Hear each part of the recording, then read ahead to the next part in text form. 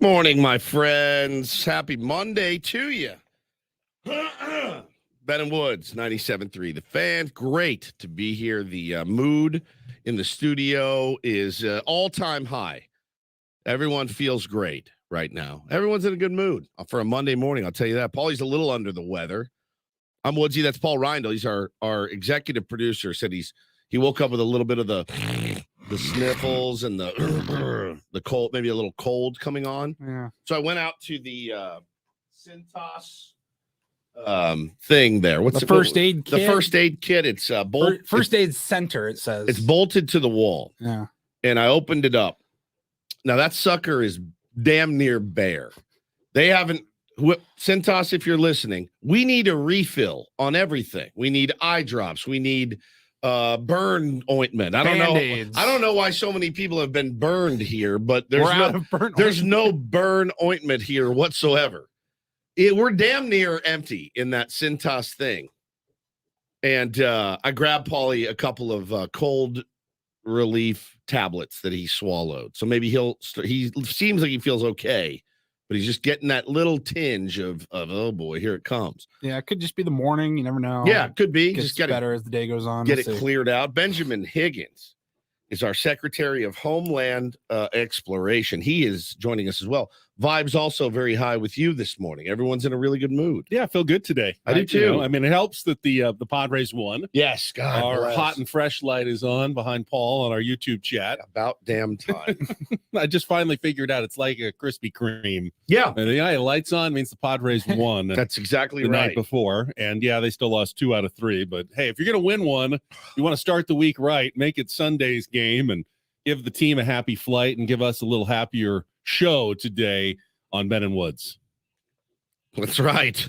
I was telling Rob from down the hall, I said, look, man, I don't know. At this point, I don't know where this season's going. That being said, if they would just win on Sundays, I feel like we could have at least a good start to our week. Just win on Sunday. I don't know where we're going. We'll talk about all of it. I've got theories. I've got, what's the word I'm looking for? I've got,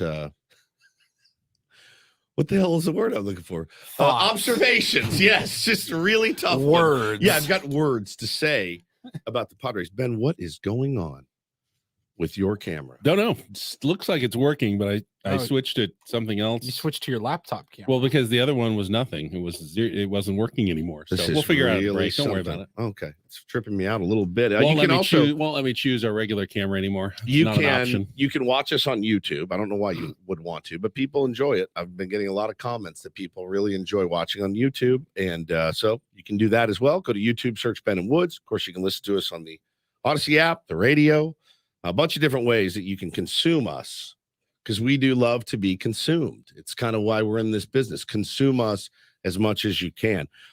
Everybody's weekend, good, fun. How did it go?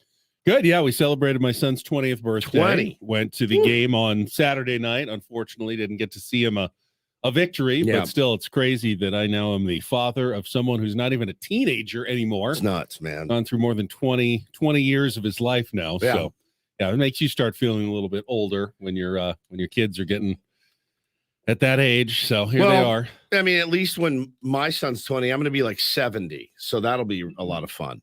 But yeah, no, it's awesome. I hope you had a great birthday. Paulie, your weekend was good. You went to an engagement party. Had an engagement party to attend last night. Another fallen soldier in my life. Yeah. But, another one bites the dust. Yeah. Huh? No, it was one of my best friends in the world. Cameron got engaged to his now fiance, Erica. Well, when you're single, you hate seeing all your friends get married. 100%. Because there's less people to hang out with. But when you're married, you're like, you sucker. You kind of like it when then they're not going to be jealous as much that they're going out. And I wrote in their card, I said, yay, another married couple to hang out with. Yes. Yeah. Welcome to the club. 100%. It's, I'm at the age now, all my friends are getting married for the second and third time. So that's always fun. Now, the good news about that is you don't have to go to people's second and third weddings. Right. I may go to your second. I am not going to your third. And in fact, if you have a third wedding, you're a monster, by the way. You are an absolute monster if you do your third. Hey, man, I'm getting remarried again.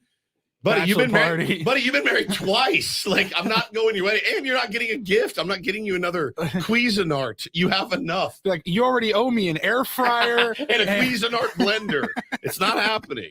So, well, listen, I had maybe the greatest weekend I've had in so long. Yeah, we've been saving the best for last. Oh my You Lord. clearly did it right somehow this weekend. I mean, it started Friday night. We had Bo's last T-ball game.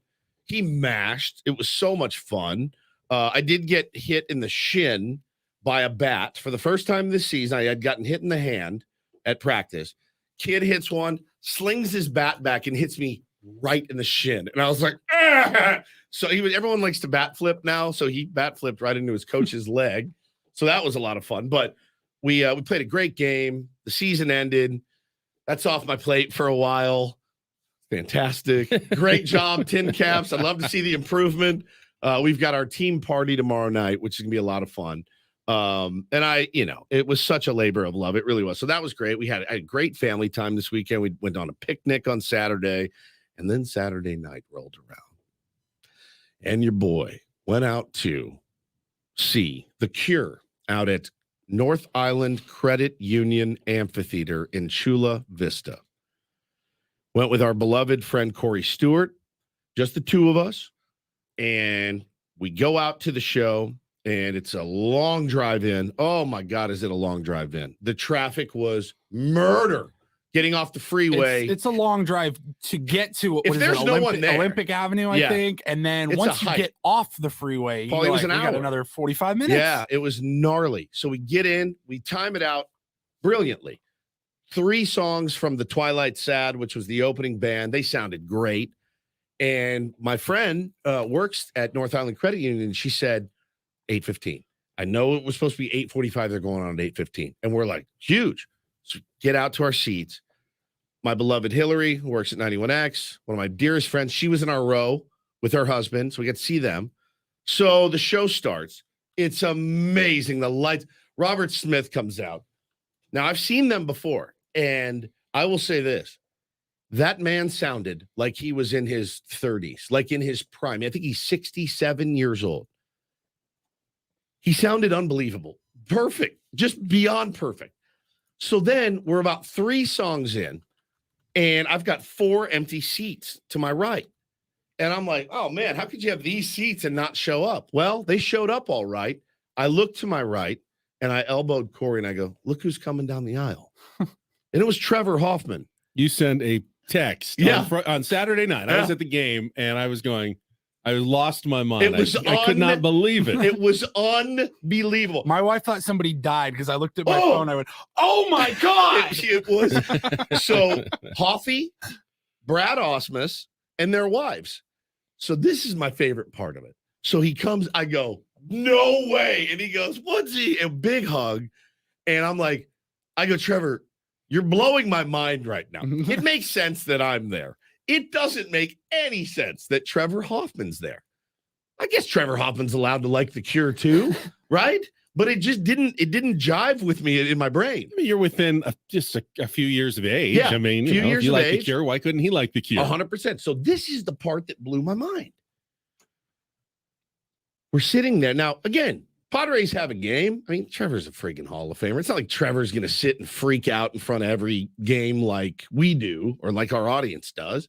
He's out on the town with his wife and his buddy and his wife. It was a great time. So I said to him, I looked at him, I go, Trevor, do you like The Cure? And he looked at me and he goes, listen, Woodsy, he pointed at Robert Smith. He goes, when I was a kid, that's who I wanted to be. That's who I wanted to be. Not baseball player. I wanted to be that. I wanted to be in a band and be the singer or the drummer. He goes, drums have always called to me. And I looked at him, I go, dude, it is never too late. It's not like he couldn't afford it. He could go out and get a drum set today and hire a guy to teach him. I go, Trev, what are you doing? I go, start playing drums. I think it's awesome. He goes, it's all I ever wanted to do was be in a band. And I go, well, I think not that I could have been a Hall of Fame pitcher, but I wanted to be in a band and play baseball. And I did. I was in both. And I said, I think your life worked out pretty good pretty good. So we're sitting there, and they played a couple of really kind of deep cuts, but then they played Lullaby. And so we were sitting. Trevor and I were sitting, and Corey and Osmosis were sitting. It was kind of a slow, droning song. And then Lullaby comes on.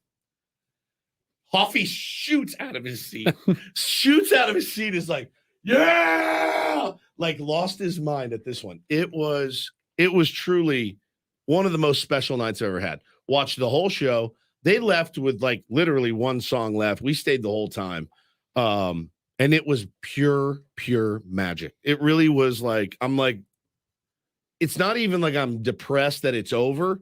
It was so good that I'm like, that was so fulfilling. It was just spectacular. What's like the big encore song that they saved? Just Like Heaven, yeah, Friday, Heaven, Love? Yeah. So I got a video of me and Corey with our arms around each other singing Just Like Heaven. And I pan over to Hoffy, and he's dancing, having a ball. I'm not going to post that one, Hoffy, but it was incredible. It was truly it was just magical. It was just a magical night. They played so long, 2.5 hours. Like, it's just, and he sounded like this. I mean, this is how he sounded. He sounded perfect. And Hoffy's dancing, having a ball. It was really cool. It was a really, really cool day. So it sounds like Woods wins the weekend. There's the picture on our YouTube stream. Yeah, if you want to check it out. That's so rad. He had so much fun. And we were, shooting the breeze. We didn't talk about baseball. The other thing that kind of made my night was this. He did say, he goes, hey, I just want to tell you guys, you've been doing a really good job covering this team. And he said, I listened the other day when you guys were trying to change the mojo and positive stuff. He goes, that was really cool. And I go, and I just get like the chills, man. I'm like, bro, I used to watch you on television when I was a kid. Like, this is weird. It's just wild. And it was just so fun. It was so much fun. Ran into so many tier ones out there too. It was just special. It was special. And I will never, ever, ever forget it. And be honest with you, it was a nice reprieve and respite from watching this team. And I love this team, and I'm not going to not love this team, but we can't let them collectively steal our joy away from us anymore. Like, we cannot let them take our joy. We cannot live our lives. I was so jealous for many reasons on Saturday night. That was probably one of them. One of them being, it wasn't even a 6:40 start. It's typically Saturdays are 5:40. Yeah. And I'm like, all right, just get this out of the way. Get it over with. No, 7:10 first pitch. I'm like, what the hell is going on? So you're up till midnight basically watching this garbage on Saturday night and Friday night. And it was such a good reminder, though, of there is a life outside of watching this team and living and dying by every single pitch. And I'm not going to stop watching. I'm not going to stop caring. I'm not going to stop yelling at the TV. This isn't Zen Master Woods doesn't care anymore. I can't give them any more of my soul. I can't let them affect my moods the way that they've been doing. Friday night, I was fit to be tied Friday night after Blake Snell's performance or lack thereof. It was horrific. So I thought to myself, I can't worry about this. I can't worry about it. So it was nice to have something to do other than that. And they're 1-0 since you and Hoffy went to the Cure. You're so exactly maybe you right. changed the mojo. We'll talk about all the games of the weekend, including our wrap-up of yesterday's 7-0 win. Michael Wacha has been really the one shining star in the month of May for the San Diego Padres. He started. Imagine forgetting Tom Cosgrove. He started all three of their last Carlton 3 wins. Like a word. Yeah, Drew Carlton, Tom Cosgrove, and I guess Rugi Odor deserves a mention on this show. So we will go back through the weekend. The Padres also made a number of moves that we can get into over the weekend as well, and talk about those coming up after our Daily Ditty selection. It is a Woods theme this week, did we decide? No, it's Paulie's. It's a Paulie theme. Yep. It gets to pick the song when we come back, and we will get things started. Later on, Jordan Schusterman will join us from Cespedes Family Barbecue, their podcast, Talking Baseball at 8:35. And as always, in-season Sam Levitt, our pre- and post-game show host, will help us wrap up the weekend and look ahead to the road trip. Coming up at 9:35 this morning, in and around that, all of our regular features, including a new Take on Woods theme this week. We've got Don't Do This. All of your favorites. We'll take some phone calls as well. 833-288 973. Hope everyone had as good of a weekend as Woodsy did and are ready to face the week with Ben and Woods. We're glad to have you with us. Tier 1s, let's get our first check of traffic with Kelly Danick, and then off and running on a Monday morning on San Diego's #1 sports station, 97.3 The Fan.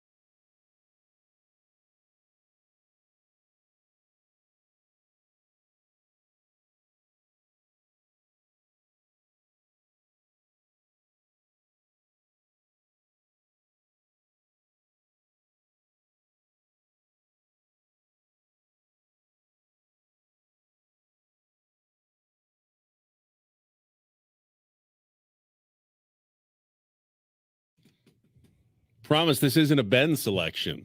I was just gonna say, this is like your mantra, pretty much. Vacation, gotta get away. The greatness of the Go-Go's. Oh my God, love Belinda Carlisle. Holy smokes, loved. I've been in love with her for 35 years, 40 years, maybe. Super random radio story. I spoke to her briefly, like year one of being on the programming side in radio. Yeah. Our old station used to have these shows that were brokered out, basically, where if you had enough money, you could pay for an hour on a very low AM signal and do literally whatever you wanted. Was Belinda Carlisle talking about real estate prices somewhere? It was one of those type of shows, and they needed somebody to run the board for an hour. And I was like, all right. And then the guy, I've never heard of this guy. Don't remember his name. He goes, I got Belinda Carlisle. I got Belinda Carlisle calling in at 1:30. Belinda Carlisle's joining us on Let's Talk Hookup. Belinda, where do you like to fish in the San Diego area?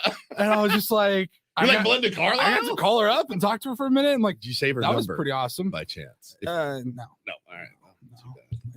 I love that song. So what's the theme though? Theme, I'm clearly he's got senioritis right now. I've got senioritis. We've got a short week this week. So to lay it out for everybody, this is we need to do this, and people will choose not to hear it or forget it.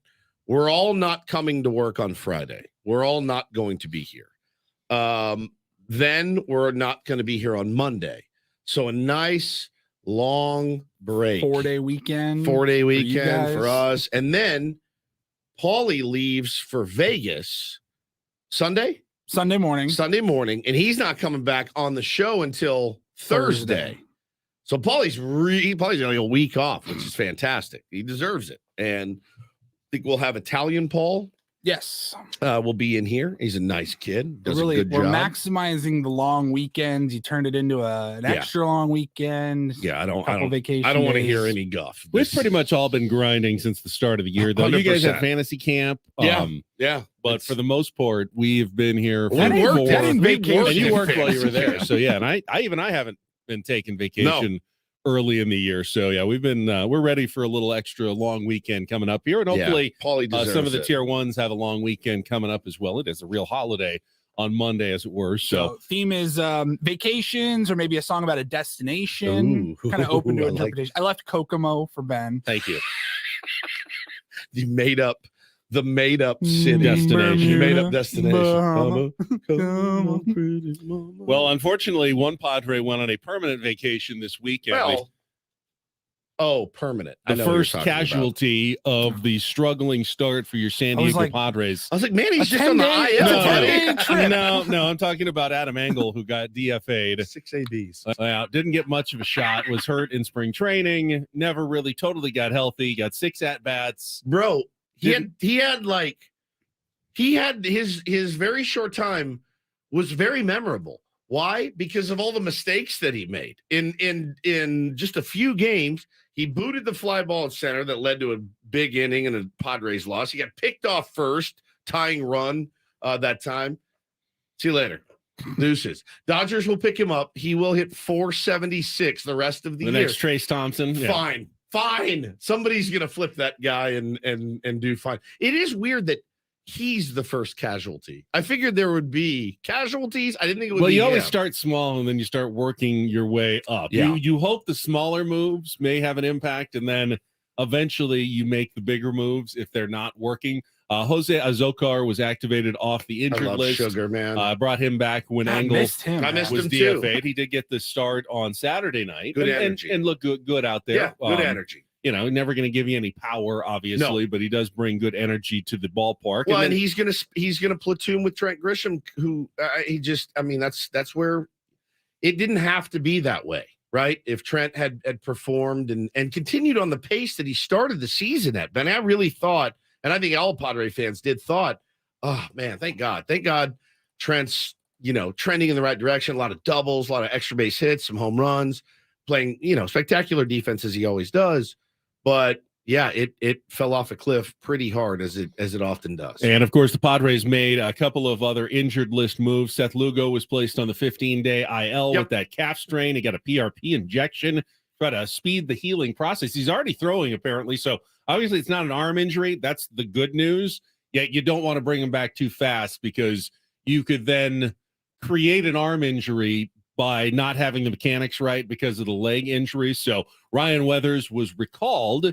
He will actually not start in Lugo's spot tomorrow. Yu Darvish is going to go in tomorrow's road trip opener against the Washington Nationals against former Padre Mackenzie Gore. And then I think Weathers is going on Wednesday. Correct. In the second game of the series. That'll allow you to pitch on Sunday at Yankee Stadium in the finale. Yu Darvish in the finale of that series. I got nervous for a second. And I threw 3 yesterday. I got 4 or 5 in it. Yeah.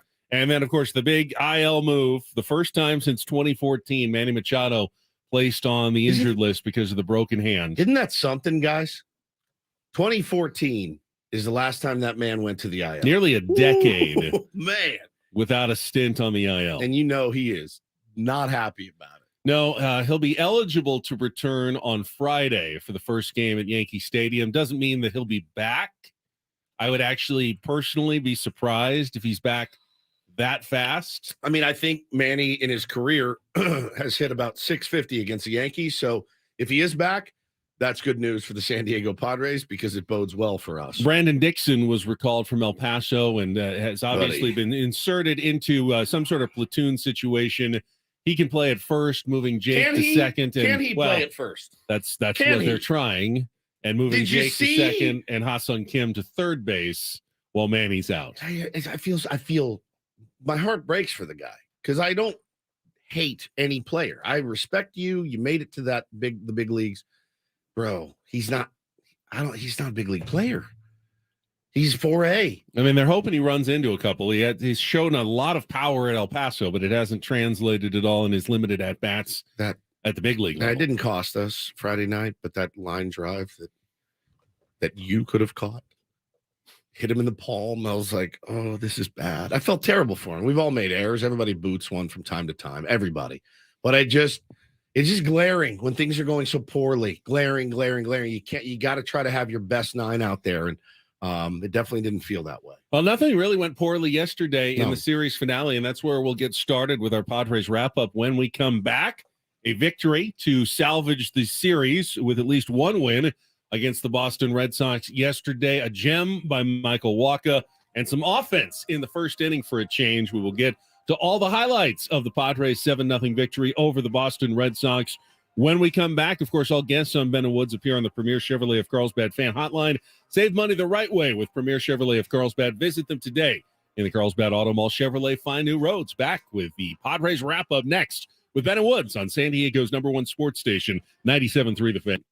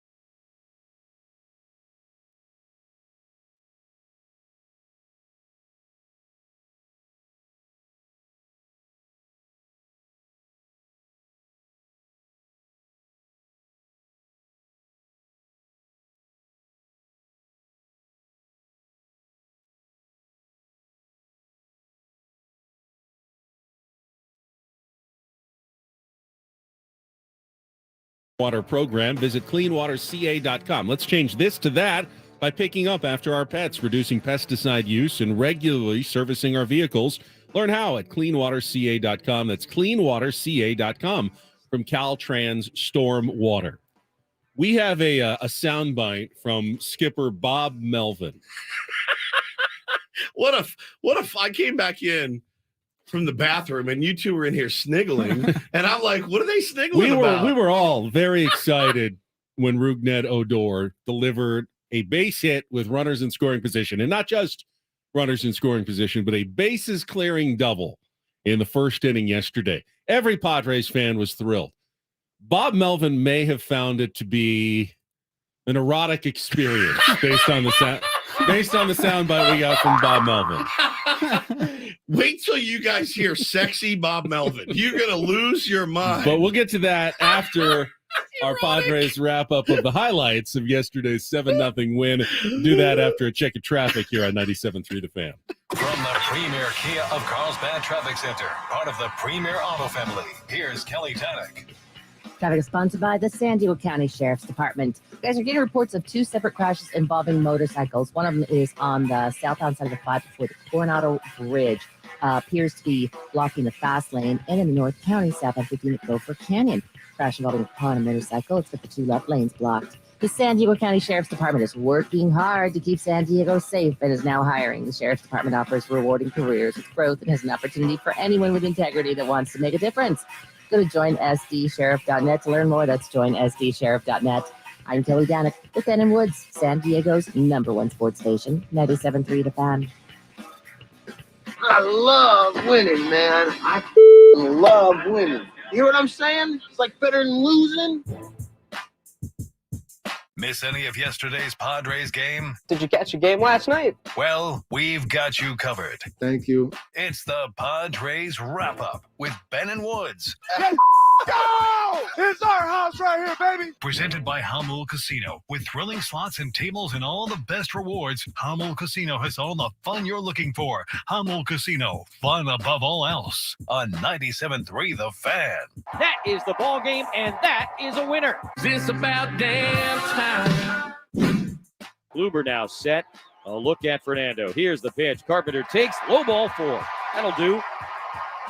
Not a hit with a runner in scoring position, but Tatis will come in to score a bases loaded walk, and the Padres with a 1-0 lead, their first lead of this series. Carpenter, Bogarts, and Cronenworth will run. Again, the 3-2. That's lined to right field. That's a fair ball. That's going to roll all the way to the wall. Cronenworth has scored. Bogarts has scored. Carpenter slides in. A 3-run double for Rougned Odor. And there it is. Finally, the big hit. 1-2. And that's line to left. Soto coming in. Dives forward. And he made the catch.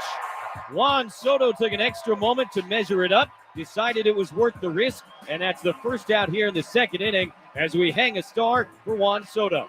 Pitch on the way, swings, hits it in the air to deep right field, headed towards the porch, gonna go! A 2-run homer for Matt Carpenter. 4th of the year for the Padre DH, and it's 6-0 here in the third.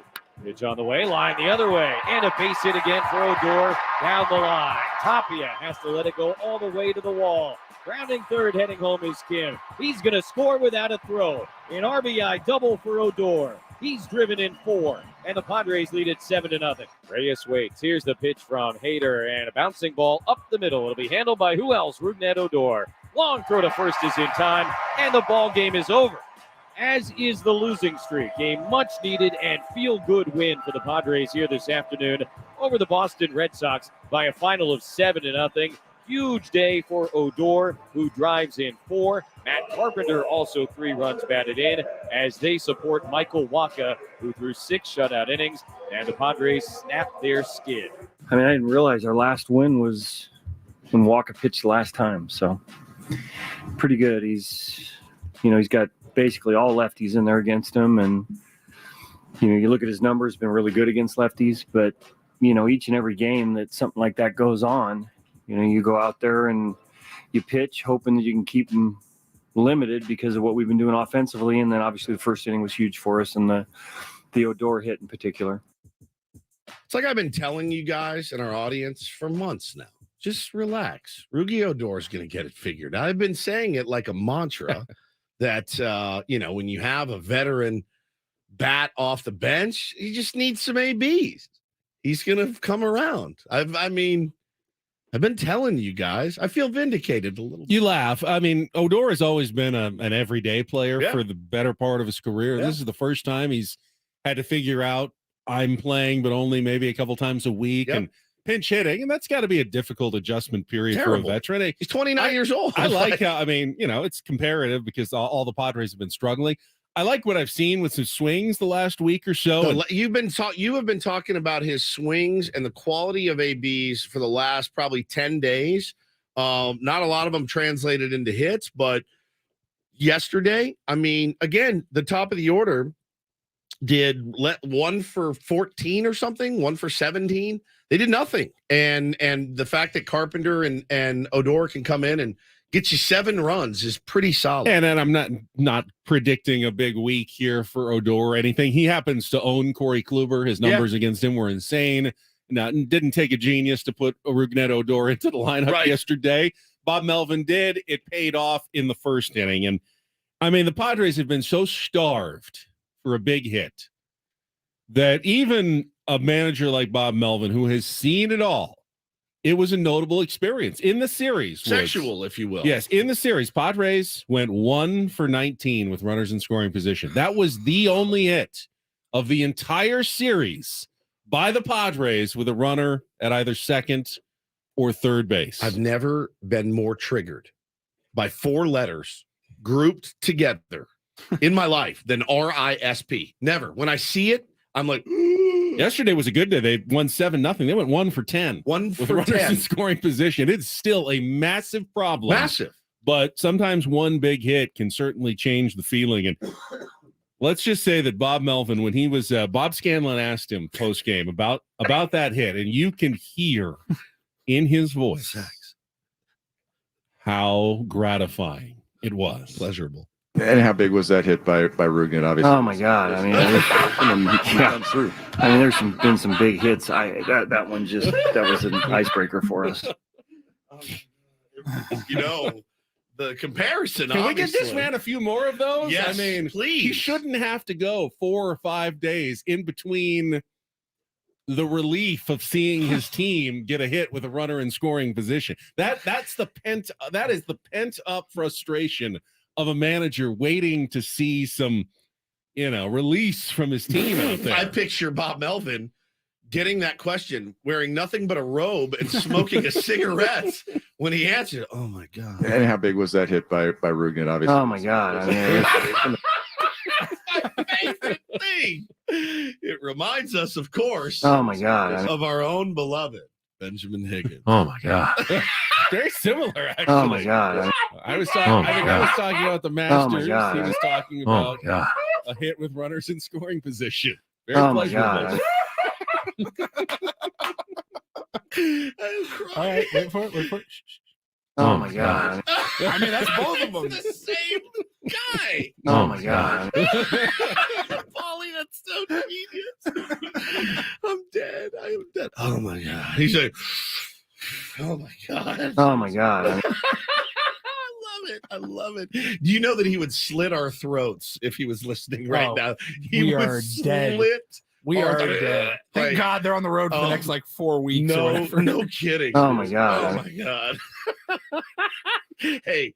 Oh my God. First of all, kudos to you guys for finding that. Yeah, I would have missed it entirely. That is excellent. We're bringing and how big was that hit by Rougned, obviously? Oh my God. We are bringing it back in the 9 o'clock hour. That's how good that was. That is so fantastic. As Bob mentioned, Michael Walker's performance was equally gratifying. Do you see his numbers? The last. So oh my God. His Benny in May. He is 3-0 with a guess his ERA. Guess his ERA in May. It's, 4 starts. Like point 0.36. Amazing. 15 straight scoreless He's innings win. now. He'll win pitcher of the month, right? Yeah, he has to. He has walked 7. He has struck out 22 in 25 innings pitched. And again, Matthew in the chat, I think it was Matthew, said, or JR, one of the two, said, let's give AJ Preller credit for the good things as much as we give him grief for the bad things. What a signing that has been. What a signing that has been. Damn near threw a no-hitter. He's been so locked in May. And again, like Bob just said, the last game we won was the game that he threw. So everybody else needs to step it up. Be like Mike. It's actually 3 straight Padres wins that were started by Michael Wacha, which is never a stat you want to hear. Because if only one pitcher is getting wins, that means you're losing a lot of games in between. And the Padres have been losing a lot of games in between. But AJ made some good decisions, pitching staff and in the bullpen, which absolutely did not allow a run the entire series. 12 shutout innings by the Padres bullpen. Certainly didn't help on Friday or Saturday other than to keep games from getting out of hand that they ended up losing. But, stepped on the throats of the Boston Red Sox yesterday, never let them get into that game. Oh, was so important. Oh, my God.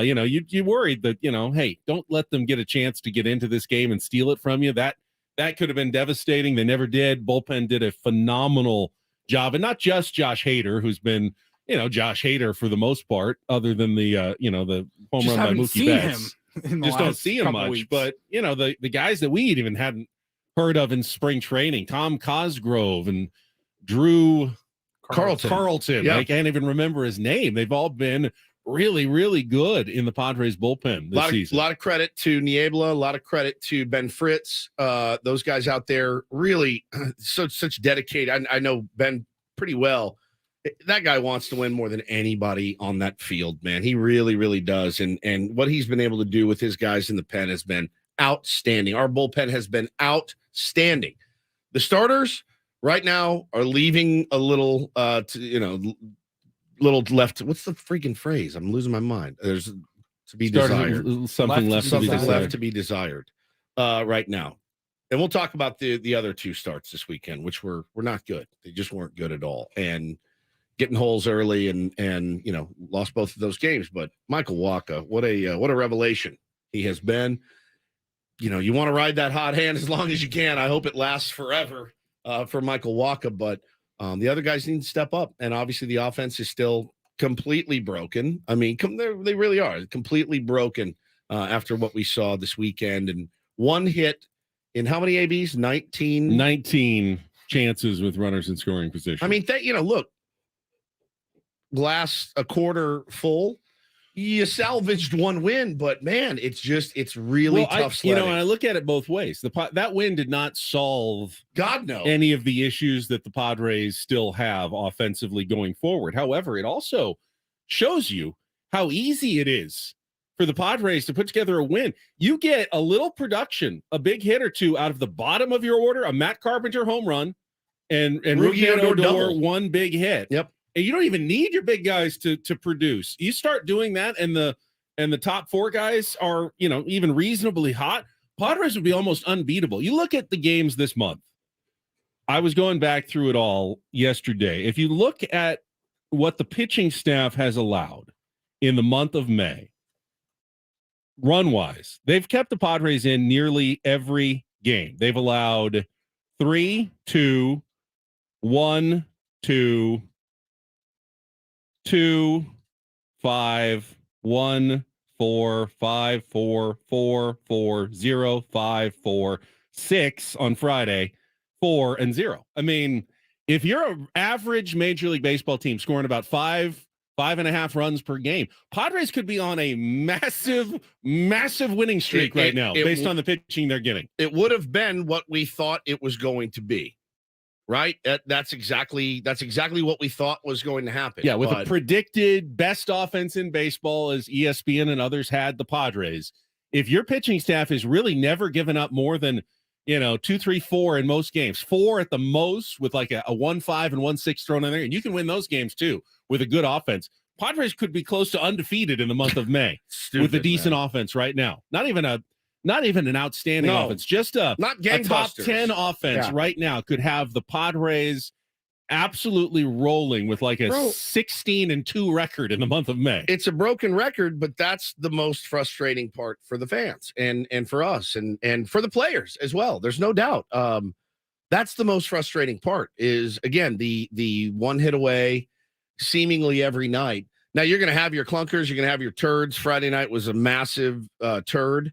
There's no question. That said, every other game you feel like this month you've been like, all right, man, if so-and-so doesn't foul, if Adam Engel doesn't literally foul out with the bases every loaded. other game this month, other than Friday, you felt like Padres were one hit away. Yep. Every other game this month, and yet they're 6-12 in the month of May, which is almost nuts when you go back and look at what they are doing and how close they are in some of these games. Now, close doesn't win you a damn doesn't thing. get anything. No. You know, ultimately, you hope that it's a sign that, you know, things will turn around, and they can turn around quickly, and they can turn around dramatically for the San Diego Padres team. If you're getting clobbered every single night, you know, you got to make strides just to get into games, and then you hope you start winning some games. But when you're just one hit away every single night, you feel like snap the finger and you could win 8 of 9. You could win 16 of 20 without too much trouble.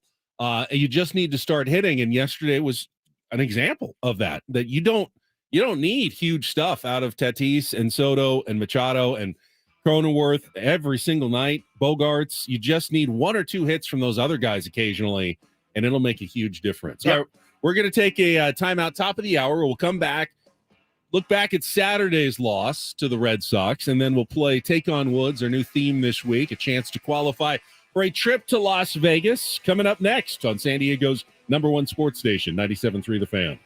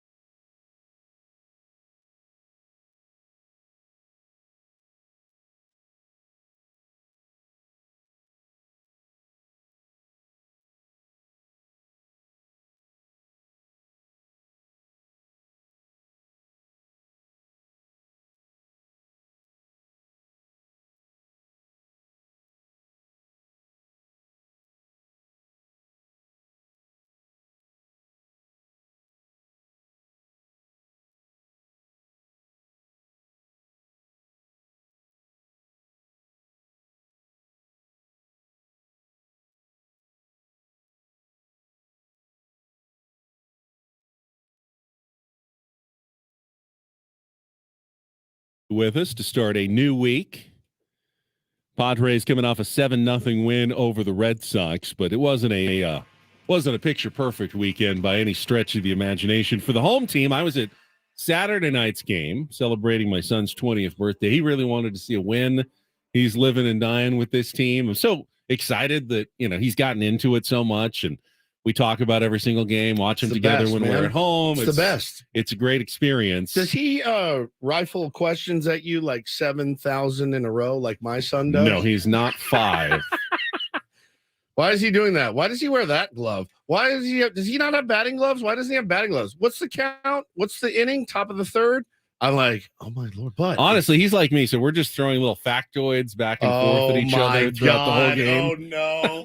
When you go on vacation, can he fill in for you? He probably could. That would be awesome, actually. He knows a ton about baseball. He's playing fantasy baseball, so he knows he knows players on teams. I go, I've never heard of that guy, Jack. He goes, I love that. Did I pick this guy from my fantasy team? Who? Don't know who he is. Rays reliever so and so. I got no idea. Jack just going, nothing smelled bad about that hit by Odor. just father-son bad jokes. Oh, it's so good. But how do we incorporate him into the show? I feel like we need to do that. Saturday's game was obviously very frustrating. Joe Musgrove, to me, maybe the whole place where the first couple of months of this season went wrong for the Padres is when Joe dropped the kettlebell on his foot in spring training, because obviously he hasn't been Joe Musgrove since then, as he's tried to kind of come back as fast as possible without a full spring training. Yep. And now he's got an ERA, in the high 6s here in May. Mexico got him. That got him Mexico too. got him. And a lot of these starts, just like on Saturday, it's been one mistake. Yep. Compounded by something maybe that happened in the field. He was out there, wasn't it, for the game where Engel couldn't catch the fly ball to end the inning. And the next guy hit a 3-run home. He had a home JD run. Martinez. In this game, it was a tag play at third on a stolen base that the Padres looked like he was out. Replay, a review by the Red Sox overturned the call, and then the next pitch after the big delay was the 3-run home run by Emmanuel Valdez. I have never heard of that guy. I hadn't either. Never. Other than that, he only gave up one run, but one 3-run home run right now feels pretty devastating when you're a San Diego Padres pitcher, and it turned out to be the case. And it wasn't the only missed tag. The Padres also missed a tag at second base in which the throw beat him. He was called out. The Red Sox reviewed, and another missed tag led to another run. 2 of their 4 runs, the difference in the ball game came on runners who scored who had already been called out earlier in the inning on throws that clearly got there in time. And the Padres were simply unable to make a tag play in that game on Saturday night. You think you've seen some crazy ways to lose a game. That one was another weird and painful way for the Padres to lose. I was talking to my buddies yesterday when I went out to play baseball with them, and they're a lot of them are down, on the Padres, and I'm down on the Padres too. Losing 2 out of 3, seemingly every 3 games. But it's tough. It's a tough watch. Everything that could go wrong is going wrong. Everything. Every ball, the ball is looks routine. It hits the bag and caroms away. The ball caroms off the back of the wall, and it bounces right back to Salvi Perez, and he tags Soto out by 5 feet. You're dropping tag plays that these guys make, Ben, with their eyes closed behind their back. I mean, that's one of the things I love about watching good defense. The picks that they make, they're staggering. That's why they're at that level. Everything is, and it's magnified and it's compounded. We're letting everything snowball right now with this team. You do feel that it will turn around and the breaks will start going your way for a while. We have not seen it. We have not seen the breaks really go our way. I cannot think of a game, honestly, off the top of my head, where I'm like, oh, God, we got lucky there. Honestly, when was the last time you said, ooh, we got lucky there? And we've lost damn near every challenge. Like, it's just terrible. I agree with you. I think, the Padres have been unlucky, but let's not say that this 21-26 record is simply bad luck. No. It's lack of execution. It's lack of hitting mostly, and it happened again on Saturday night. Chris Sale was very good. He's good. But the Padres only got 3 hits. They went 0 for 6 with runners in scoring position again on Saturday. Broken record. I mean, it's like we don't even need to say it anymore.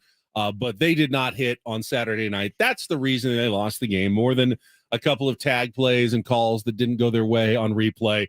It was the lack of offense that once again doomed the Padres on Saturday night. Well, and you think about the ninth inning. Think about the ninth inning, all right? Kenley Jansen, your closer, who is pitching much better lately. That dude throws 8 strikes on 19 pitches, and he gets the save. Why? Because Brandon Dixon is up in a spot with 2 on, 2 out. You shouldn't be there if with this payroll with this team. And again, nothing against Brandon Dixon. He'll probably get traded to the A's and lead the universe in OPS like Matt Batten. And by the way, if anybody out there is going, how the hell do we let Batten get away? You're a liar. You are lying. Brent Rooker is who you're thinking Brent Rooker. of. Who did I say? Matt Batten. You're thinking of Brent Rooker. Yeah, okay. They're all interchangeable. They That's are. fine, yeah. Brent Rooker, Matt Batten, Brandon Dixon, they all run together. If anybody out there said, man, I can't believe we let Brent Rooker go, you're lying. Come on. Nobody saw that, but it's the way that things go sometimes. There's no way that Brandon Dixon should be at the dish, 2 outs in the ninth. I mean, look, if he gets on, Zokar's next and then Odor. It's not ideal. It's not ideal right now. And as they try to get healthy, this is what we're going to be faced with. But if the guys that are making the 20, the 25, the $30 million, if they just do their job, we're in such a better position. Need a contestant for Take on Woods. Going to play in about 2 minutes here. Call now if you'd like to play our musical trivia challenge. Try to qualify for Vegas. 833-288-0973. 833-288-0973. The one saving grace and the reason Jack said, all right, well, it wasn't the worst birthday game to go to. Did get to see a 440-foot home run by Fernando Tatis Jr. to the second deck and left, and a pretty impressive, right center shot by Juan Soto. Yep. Way out to the beach area for the 2 solo home runs, but that was all the offense off of Chris Sale on Saturday night as the Padres lost 4-2. Got plans this Memorial Day weekend. Take 97.3 The Fan with you, no matter if you're hitting the pool, at the grill, or just lounging at home. Download the Odyssey app. That's AUDACY. Then search 97.3 The Fan and hit play. Plus, you can find us on your smart speaker, too. Just tell your device to play 97.3 The Fan. The pool and a barbecue. I'll be honoring the troops. That's right. That's what I'll be doing on Memorial Day. And the doing pool so and a at the barbecue. pool. Well, it's a pool weekend, right? It's the unofficial opening of summer for you guys. It's such a weird holiday. It's supposed to be, it's both the start of summer, but also a somber holiday reflection on the people who have given their lives for our your country. freedom, so that we can come in. Shouldn't we move it to a different time of the year, maybe? Like winter, maybe, or something. Yeah, and let's just have a nice 3-day weekend to celebrate the start of the summer season. Yeah, we'll just call it, it's summer kickoff. Summer kickoff. That's weird, just introducing new holiday. But yeah, that's a weird. People do get very, very mad when you're like, "Oh, I can't wait to barbecue." No, it's not the whole weekend. Memorial Day is just Monday. You can barbecue on Saturday, you can barbecue every Sunday, weekend. or when. That's true too. I mean, some gave all, Ben. All right, let's get to it. Let's play a little Take on Woods.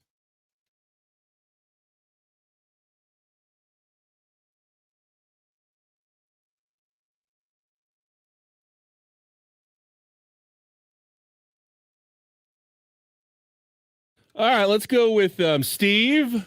You there, Steve? Good morning. How are you? Good morning to you. We've got a new theme this week. Just like last week, we had a theme. It's all about things you can drive your car on this week in Take on Woods. Got 4 category choices for you coming up. First, I'll let you know you're playing to qualify for our getaway to Las Vegas. 2 nights at the Westgate, Las Vegas, and tickets to Little River Band in concert. Multi-platinum artists with chart-topping hits in the 70s and 80s. They'll be at the International Theater at the Westgate on August 5th. You can get your own tickets at the Westgate Las Vegas Resort and Casino. Steve, here are your category choices. Street scene. That would be the word street, highlighting all those answers. Watch out for traffic. Those words that describe major roadways like highways. Road work. That would be song titles that include the word road. And hit the pavement. Those are more song titles that involve different names for roads. So, street scene, watch out for traffic, road work, or hit the pavement, Steve. They're all kind of similar. What would you like to try? Wow. Okay, let's try it. What was it? Road Work? Is that the one you said? Road Work. Yeah, Road Work. 5 song titles that include the word road somewhere in there. All right, you'll have 60 seconds to answer as many as you can. You'll get your score locked in, then Woods will come back, do his same 5 questions. If you beat or tie him, we'll put you into the drawing for Vegas. Start with our 2-second song. You know how to play, Steve. Paulie's going to play a short clip of a hit. You need to give me the title and the artist to score that point. You ready to go? Let's hit it. All right, the category is road work. 60 seconds on the clock. Your time begins when Paul plays the music. Good luck, Steve. Let's take on Woods.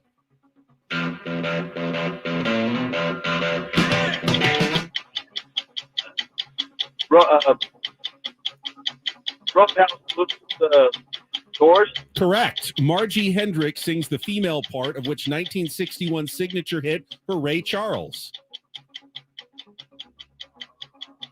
Hit the road, Jack. Don't come back no more. Correct. Which 1973 Elton John hit from the album of the same name features a reference to the Wizard of Oz? Yellow Brick Road? More specific. Goodbye, Yellow Brick Road. Correct. Yeah. Bruce Springsteen name checks Roy Orbison in which 1975 song about a young woman named Mary?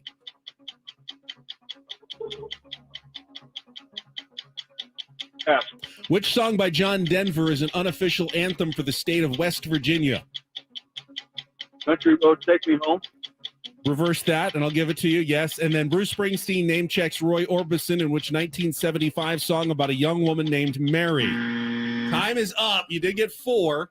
Good The round. one you did not get was Thunder Road by Bruce Springsteen, but you did get Roadhouse Blues by The Doors, Hit the Road, Jack by Ray Charles, Goodbye Yellow Brick Road, and Take Me Home, Country Roads.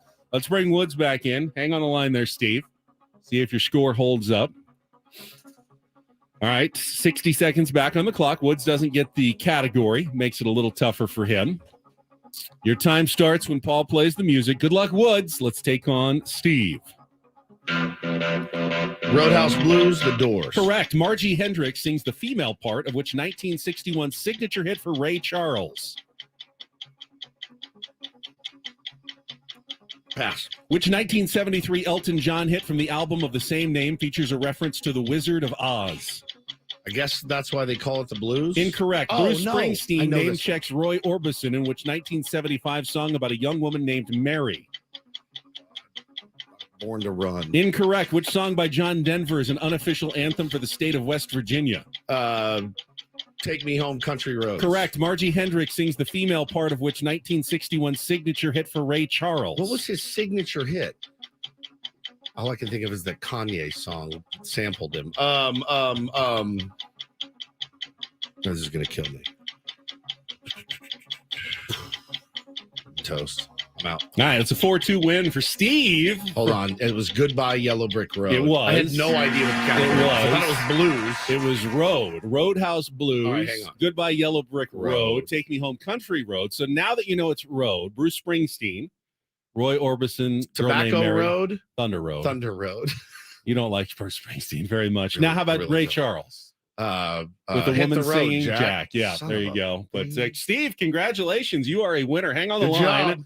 job. Get a ditty in mind as well, because you also won a daily ditty choice with a outright victory, and we'll put you into the drawing for Las Vegas in our category Road Work. That was a Today I'm taking- Snellian performance. Yeah, I mean by the me. Wizard of Oz one. I don't know that one. I thought you were going to get. Well, I guessed too early. yeah, you didn't know the category yet. I thought it but was blues. Jump the gun. So Yeah. what did I say? Ah, I guess that's why they call it the blues because it was Roadhouse Blues. Damn it. I see your thinking process. Damn it. Your thought process didn't work out for you. That's all right. All right, we got Don't Do This coming up next, and Do This. And it's a chance. I want to talk about Michael Block I'm borderline obsessed with this guy, at Michael the PGA Block. Championship. I was watching it yesterday in addition to the Padres game because it was an amazing story with a tin cup moment. If you can hate golf with every fiber of your being. This is not a golf story. This is a human being You guys were persevering. going nuts about this guy in It's in unreal. our chat. It's and- unreal, Paulie. yesterday, and I had to Google him. I hadn't ever heard of him before. I was like, Magical. What the hell is this guy? Woods is like no one had No before this fawning weekend. over this Paulie. guy. No one had. had. And I saw a couple headlines. I'm like, all right, I would like to hear this He's story. Tin Cup. He's the real life Tin It's Cup. magical. And it was amazing this weekend. He even overshadowed the winner of the tournament. We'll get to that coming up In next. fact, we had 2 gnarly don't do thises. Let's do 1 don't do this, and then the rest of the time, All right. let's talk about Michael Blanc. All right, we'll get to that coming up after a check of traffic here on 97.3 The Fan.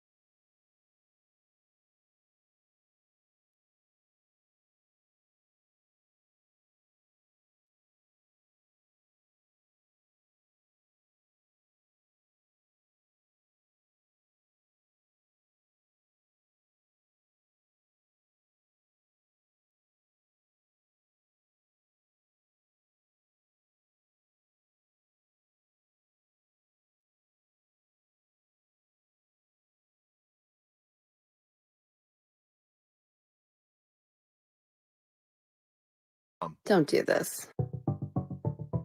It's time for Don't Do This. What were you thinking?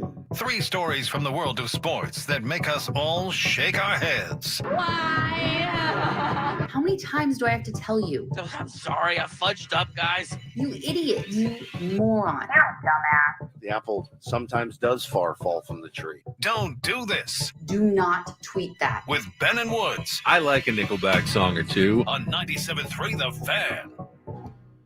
Don't forget, all guests on Meadow Woods appear on the Premier Chevrolet of Carlsbad fan hotline. Save money the right way with Premier Chevrolet of Carlsbad. Visit them today in the Carlsbad Auto Mall. Chevrolet, find new roads. Jordan Schusterman, obsessed with his family barbecue, the baseball podcast. Our Monday regulars at 8:35. Sam Levitt will join us at 9:35 this Sammy. morning. Sweet Right now, though, angel. you're gonna limit it to one. Don't do this, so we can spend a little more time on our do this story this morning. It's such a positive, inspirational do this. This is not. This is the opposite of that. As I tell you about Glenn Schembechler, who is the son of late Michigan head football coach and noted turd Bo Schembechler.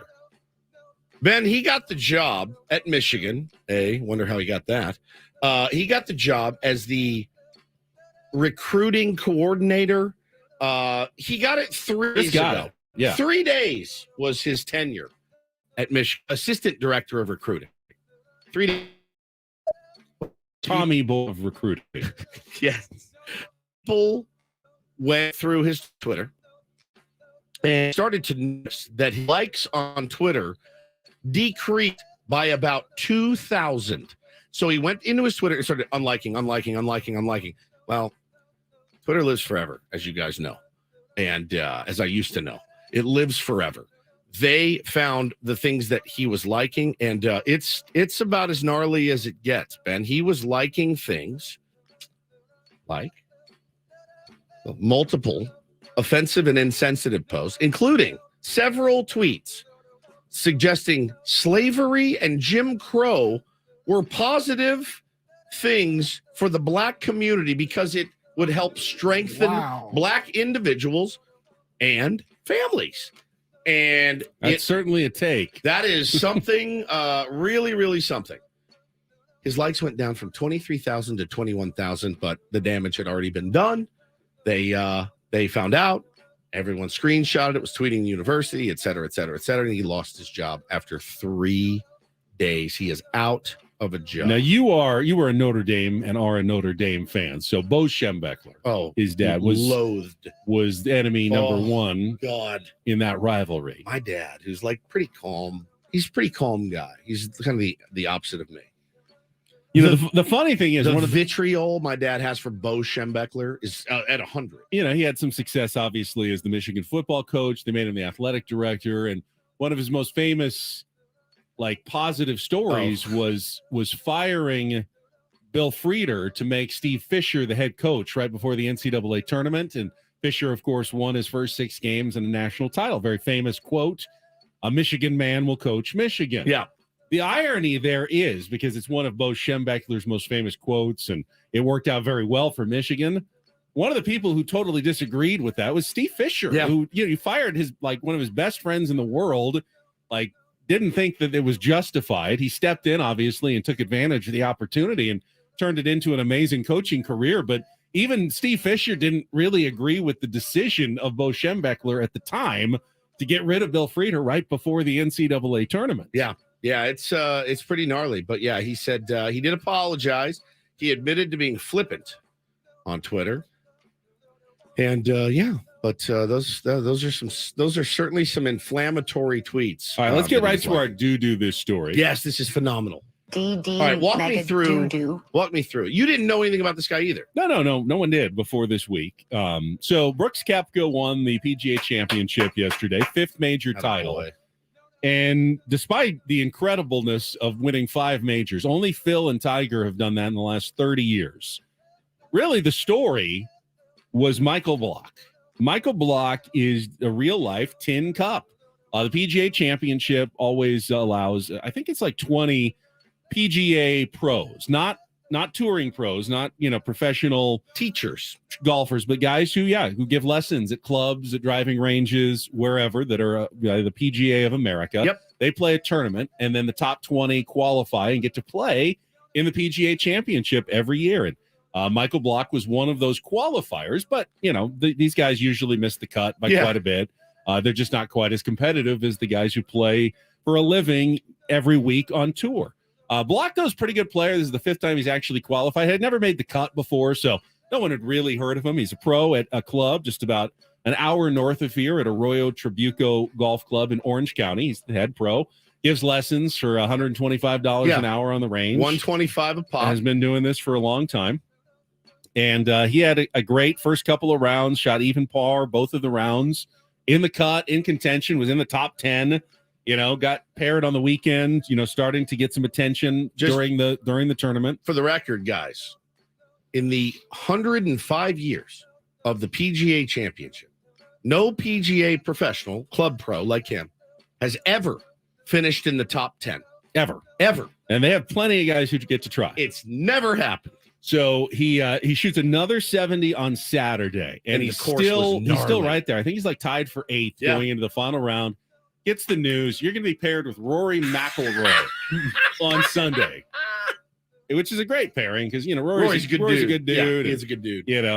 So he's out there, and his round is going okay. I think he's a couple over par, and he's just he's still fighting around. The crowd is behind him 100%. Though everyone's heard his story, they're cheering for him more than even Rory. And he comes to the 15th hole. It's the shortest par 3 at Oak Hill Country Club, like 151 yards, but it's into the wind. It's uphill. Pulls out a 7-iron, and here's what happens. We can dial this trajectory right. It looks very good. Has he got the distance right? Oh, are you kidding me? Slam dunk! Knocked it in. Straight into the hole. Didn't even hit the green. It went right into the cup on the fly for a hole-in-one. The funny thing is he doesn't even realize. He kind of Rory goes to hug him. Yeah. And he's looking around. Was it good? Because it's uphill, and he says, I couldn't see it go in. And he's asking, did it go in? He's pointing his finger. Did it go in? Did it go in? I watched the video. I had to watch it a few times because you don't see it too often where it's the slam dunk where it just drops in the hole. I was just disappeared. I was where is it? Where'd the ball go? I was waiting for it to roll and trickle into the hole. Disappeared completely. The crowd's going nuts. It's like Tin Cup in the movie. Yeah. He didn't win, but he won. He's the guy who everyone will remember long after they forget, Brooks Koepka winning the major. My man. They will remember Michael Block. And he also he's a character. He's good. Seems like a good dude. Very emotional guy, too. So he won yesterday. $288,000. And he's a pro, so he gets to keep that. It's not, it's not an amateur. It's his. He gets tied for 15th. 15th overall. He finished top 20 in the course was ridiculous. So hard. I mean, John Rahm was doing comments there, and he goes, how many did he beat me by? Yeah. The number one player in the world he beat in this tournament. After day one, he was beating Rahm, and they said to him, do you realize you beat John Rahm today? And he started crying. He got tears in his eyes. Then after the deal, so he's sitting in the clubhouse. I think there's a beer in front of him. He's got his wrists still taped up, and he's on cloud 9. He just finished top 20 in a major, and his phone rings. And he's like, hello? Hey, man. He puts it on speaker, and the guy says, hey, I'm so-and-so, and with the whatever the tournament is next week, he says, we have one exemption left, and we want you to have it. So he gets to play the Charles Schwab Challenge in Fort Worth, Texas. And he gets to go out and play that exempt. So they'll by the way, genius move by the Charles Schwab Challenge. 100%. The gallery's going to be huge. Yeah, he can go out and shoot 15 over. And there's he a reason probably why, will. But he tried playing, many years ago. It didn't go well. Just like Tin Cup, and ended up, giving lessons on a driving range, and yet lives this miracle week. This is amazing. And makes the hole-in-one on Sunday in a major. Just unbelievable. He said this after. He said, if it makes any sense, the one thing in the world that makes me cry is golf. If that puts it into context as far as how much I love the game, now. It's everything to me. Obviously, I love my family and everything else, my job. Golf is my life. I live it. I breathe it. I made sure of one thing in my life, that I was going to drive to a golf course every day, whether it was as a caddy or an on-site service kid or an assistant pro or a head pro or a general manager. I was going to be at a golf course. I came to the golf course today at Oak Hill and played in the PGA Championship. Bro, it's such a amazing. Like, again, you can hate golf all you want. Don't care. The guy, 46 years old, never quit. Never, ever gave up on his I mean, he's dream. good. He's always been a good player. player. I mean, people say this guy's a really good club Yeah. pro, but it's not the same as, as being a touring player. We also have him talking about the hole-in-one moment there at the 15th tee. This week's been absolutely a dream. I had no idea it was going to happen, but if I knew if I just played my darn game right, that I could do this, and I always knew it. And I had this intuition that it was going to happen with. I always had this thing. It was going to happen with Tiger Woods. It really was. I always saw myself coming down the stretch with Tiger Woods, and I was like, I'm going to do it, even if I'm 45 or whatever it is. I'm going to come down the stretch in an event with Tiger. It just happened to be that I was in the 2023 PGA Championship Oak Hill, and I had Rory McIlroy in my group, and I wasn't coming down the stretch to win, but at the same time, Sunday at a major with the crowd here at Rochester was unreal. I mean, you can just tell listening to him that he's just kind of a every man kind of guy, which is so amazing. Can you go to the end just a little bit where he talks about the hole-in-one, Paul? Just pick it up somewhere in the last kind of 45 seconds. Don't want to listen to the whole thing. A little 7 in there, into the breeze from like 150. It was playing about 167 in my head, and so I hit it, and it's just right at it, but I can't see it. I'm like, just like right now, and all of a sudden it disappears, whatever. And I'm like, cool. And I'm like, thanks, guys. And Rory's walking down the pathway, and he about 20 yards away from me, and he turns around, starts walking back at me with his arms open to give me a hug. And he goes, "You made it." I go, "What?" I'm like, "Seriously?" He's like, "Yeah, you did. You made it." He's like, "You had to tell me 5 times that I made it." So it's a pretty cool experience to have more Rory be telling me that I made hole-in-one in front of God knows how many people that were supporting me. How many hole-in-ones have you had? 3 before, never in a tournament in my life. I've always talked about how I've never had one in a tournament, and the situation under that. Saving it. That was it. I don't need to have another one. I'm good. It was really cool too. After you saw Brooks, who, by the way, phenomenal, just phenomenal. I love Brooks Koepka. I'm the one of 3 people in the world that still loves Brooks. He was amazing. I mean, see where he was in that full swing Netflix show. He was broken. This was like a year ago when they filmed it, and he was broken. He was a broken injured man. Game was gone to. I mean, it was crap into the crapper. And he had said, he goes, "Why?" Like basically, well, why do you think I joined Live? Because I didn't think I'd ever win again. I never thought I would win again. I got money coming in. I want to play golf for a living. I wasn't going to win any tournaments the way I was playing. Joins Live, goes out, wins the PGA, his 5th major.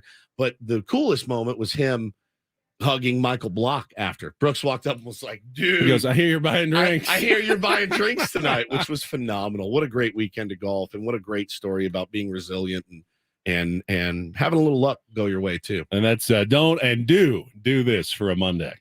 That was Don't Do This with Ben and Woods on 97.3 The Fan. All right, we still need to go back to Friday. Was ugly, the ugliest performance of the weekend for the San Diego Padres. I also want to give you a stat that you're not on Twitter anymore, so I get to surprise you with these things. I love this. Blew people's minds last night that I had for you about the San Diego Padres on Twitter in the month of May. We'll get to that coming up next with Ben and Woods on San Diego's #1 sports station, 97.3 The Fan.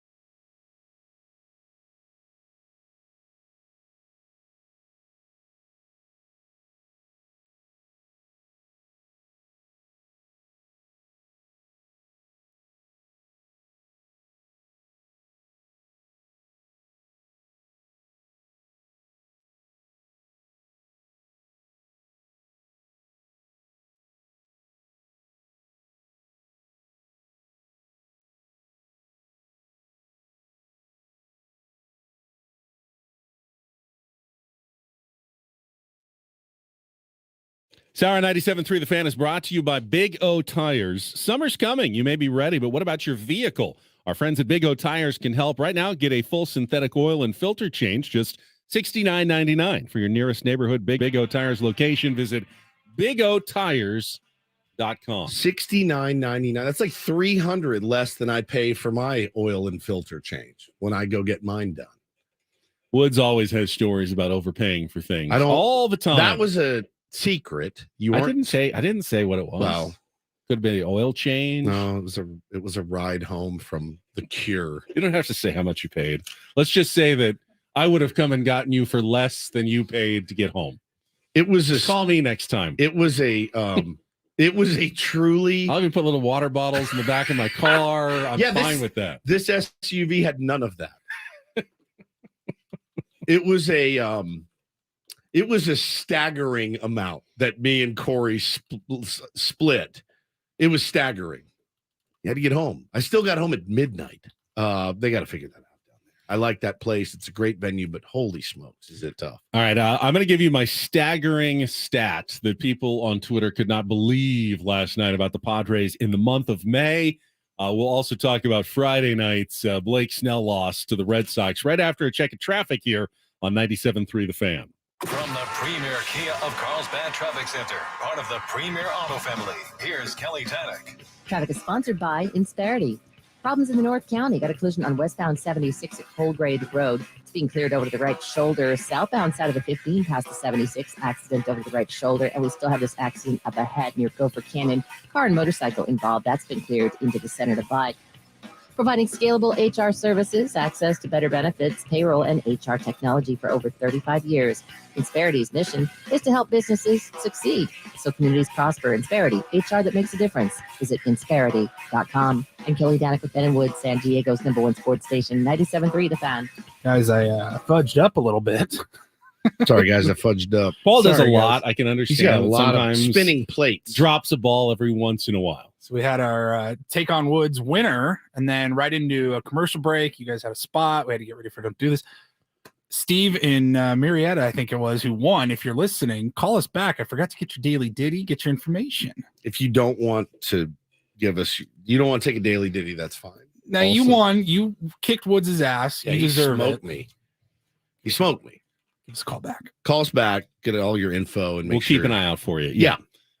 So again, congratulations to Steve. So Friday night, the Red Sox came in. We knew that they offensively they had been clicking, and Rafael Devers, one of those, and he just instantly kind of put that game away with 2 early home runs off of Blake Snell. I tend to give Rafael Devers a lot of the credit on those. I give him definitely credit for the first one. Was I mean, it was a great pitch. It was off his shoe tops, and he hit it out. I mean, sometimes guys are going to hit home runs off of you, even when you make your pitch. Guys are really good. Rafael Devers just got a massive contract extension. You know why? Because he's really good. He's not bad. You don't get long extensions for tons of money if you're a bad player. And the first pitch that he hit out from Blake was a really, really good pitch. It was down. It didn't hang, and he just got to it, and he's a strong kid, and he ripped it out of there. So. And he was off balance. I mean, he swung, almost kind of staggered backwards, nearly falling over, and still managed to hit a home run. It was very impressive. And the guy is swinging the bat very, very well right now. But as tends to be the case, Blake Snell doesn't always respond to adversity with the best reaction and let that get away. 4 innings, 5 hits, 6 earned runs. And with the Padres offense the way it was, a solo home run by Fernando Tatis Jr. did very little for the outcome of a 6-1 loss on Friday night. He had 2 walks, but it felt like he had 14 walks. He was all over the place. Again, just not convicted in his pitches at all. The begging for strikes is back that aren't strikes. And he had a nice little streak, Benny, of 3 good outings in a row of 6 innings each time, and had gotten no run support. So, every pitcher is going to have a clunker, but you look at Blake Snell's numbers right now, it's not good. It's 1-6 with a 540. But yeah, it was bad. And again, the big hit continues to murder this team, and the big hit continues to avoid the offense here. So that was a really crap game on Friday. Padres, so outscored by 5 in that game. So I'm going to give you my stat. Well, before I do that, let me throw out the phone line number because we would love to take some calls. 833-288-0973. Want to talk Padres baseball? I mean, what are they going to do with Manny out here? It seems like the plan is to play Brandon Dixon against lefties at first base and move Jake to second and then play Odor against righties until Manny comes back. But if it's more than just the minimum 10 days, not a great plan for a 3-week stint. If that's what you've got, it's the best that you've got at the bottom of your order there. Well, if you got righties that you're going to be facing, you're going to have to go. Your bottom of the order is going to look, potentially. If you're going to platoon guys, it's going to be a Sullivan, Odor, Grisham. They're going to be your bottom 3, and then if you go lefty, you have Nola, Dixon, Azokar. Yeah. I mean, It's either lean, way, the It's bottom lean. third of the order, very lean for the San Diego Padres until Manny Machado gets back. And for me, I look at that and I go, man, if I'm the top of the order, I'm already feeling like I'm not pulling my weight at all. There is one left-handed option at first base out there. You're not going to like it. Oh no! Don't even say it. Don't even say it. Shut your mouth. pie He's well hole. liked in the Padres Oh clubhouse. Oh my god! Paulie is going to talk about it in the Rindle report. No, I will save it. Save it. Just honestly, get it out of your system Stop. now. That's fine. Yeah, maybe we can just do it now. You want to do it now? Just do it. Do you want to do it? Yeah. just Eric Hosmer was designated for assignment by the Cubs this weekend. We're paying him. After a nice hot month of April, what always happens to Eric Hosmer? Yeah. Did he have a hot month? Was he? Yeah, decent April. Yeah, decent April. Fell off the map. They brought up Matt Mervis is his name, their prospect, who's taking most of the playing time, and they don't need him anymore. So they DFA'd him. Padres still paying him $14 million a year, whatever it is, to not be on the roster, and he is sitting out there out of a job right now without a Major League Baseball team. 33 years old, man. Potentially could be out of baseball. Potentially. I mean, the only fit I see for him is Kansas City, but they want Vinny Pasquantino to get the majority of ABs. He's also a lefty, but hey, fan favorite, World Series champion, great player for them. Let's bring him back to DH against righties or whatever, and maybe sell some extra tickets. That's really the only fit. I look around baseball, Ben, and I think there's not a spot for him. Even the change in the shift rules didn't do much for Eric Hosmer with the Chicago Cubs. I wonder if somebody picks him up. It's a minimum investment though for other teams that have signed him. Oh yeah, so it's minimum. They released him without any thought to it. It's like, go ahead and you're still collect your money from the Padres because that contract goes on for 2 more years after this year. Oh my god! That the Padres are paying Eric Would they Hosmer. still have to sign him for the league minimum as well? They would probably also have to pay. Maybe Oh that's just the galling part that they couldn't actually have to pay even more. Well, they're already paying. All right, him. here's the That big and check his that we owe you, and here is your minimum check. Oh my lord! So the stat that I threw out there that seemed to shock everyone. It's had like 30,000 views and a few hundred likes last night. With the win yesterday, the Padres improved to 6-12 in the month of May. So they've lost 2 out of every 3 games. Also in the month of May, Padres have scored 61 runs and given up 56 runs. They have outscored the opposition while going 6-12 this month. So their projected record is actually 10-8 this month. And they've gone 6-12. If they had just played to their runs allowed and runs scored projection, the Padres, instead of being 5 games under 500, would be 3 games over 500 right now. They'd be 8 games better than they are because you take 4 of those losses and turn them into wins. At the moment, they have played that far under their projections for the month of May. Pretty staggering. Wow. Because I don't think no one believed it. There's no way. Yeah. I've watched this month. This has been the most abysmal month in Padres history. Are you telling me that they have actually outscored their opponents in the month of May? And correct me if I'm wrong, but I don't feel like there was Ben, you got to remember the 19-3 doesn't game. include Mexico City. Right. Was not in the month of May. That was in April. There were it there were a couple games like yesterday, a 7-0 win. Yeah. And all of the losses, almost all of the losses, other than Friday, have been fairly close. 1 run, 2 run, 1 run, 2 run. And then you've got a 7-run win, a 5-run win, a 5-run win, a 6-run win. And you ended up outscoring your opponents. When you actually did score runs, you were more than fine. If we're going to do glass half full, it's great. We're a hit away, guys. I mean, this is going to turn. It's baseball. It has to. It has to turn. The law of averages says that it will turn. The glass half empty folk, and I go back and forth. The glass half empty says, great. This team has no heart. They have no clutch. They have no desire. They're hanging around, but they're not getting the job done. And really, at the end of the day, the only thing that matters for a baseball team is dubs. That's it. Wins. Wins. That's all that matters. Doesn't matter how you got there. Doesn't matter if you scored on a wild pitch or a balk. It doesn't matter. Just get the win. Saw our friend Adam Jones this weekend challenging, I think it was Bob Nightingale on Twitter. He had said something about how the Padres the most disappointing season in franchise history. And Adam Jones pointed out, hey, the Washington Nationals were 19-31. We played them, and I knew they were going to be really, really good. Yeah. And then they ended up going on and winning the World Series. And he said, I think this Padres team is the same way. Well, and I hope so. It very well could be the case. This Padres team has a lot of signs that would show you they should bounce back and be better. But Jesse made a good point. I was listening to him yesterday, and he's absolutely right. The Padres could be one of those teams. They could be like the Nationals or the Braves, who got off to a slow start last year, or the Astros, who got off to a slow start and won the World Series. There's been many teams who have looked pretty dismal in April and May who have gone on to greatness. But the vast majority of teams that get off to a bad start end up as bad teams. And the teams that get off to good starts tend to be good teams. Some teams get off to a good start, fall off the map. Some teams, a small percentage that get off to bad starts, end up saving their season. It is, but you can't smaller. Just, you can't just point and say, well, the Nationals did it, so obviously the Padres are going to do it. No, you have to put in the work.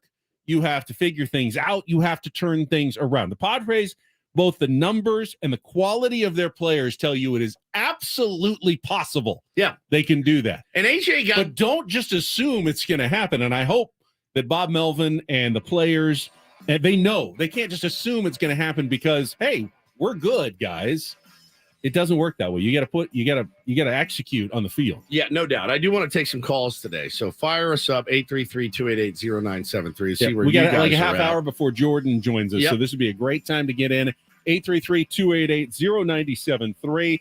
Back with the final 2 hours of Ben and Woods after this on 97.3 The Fan.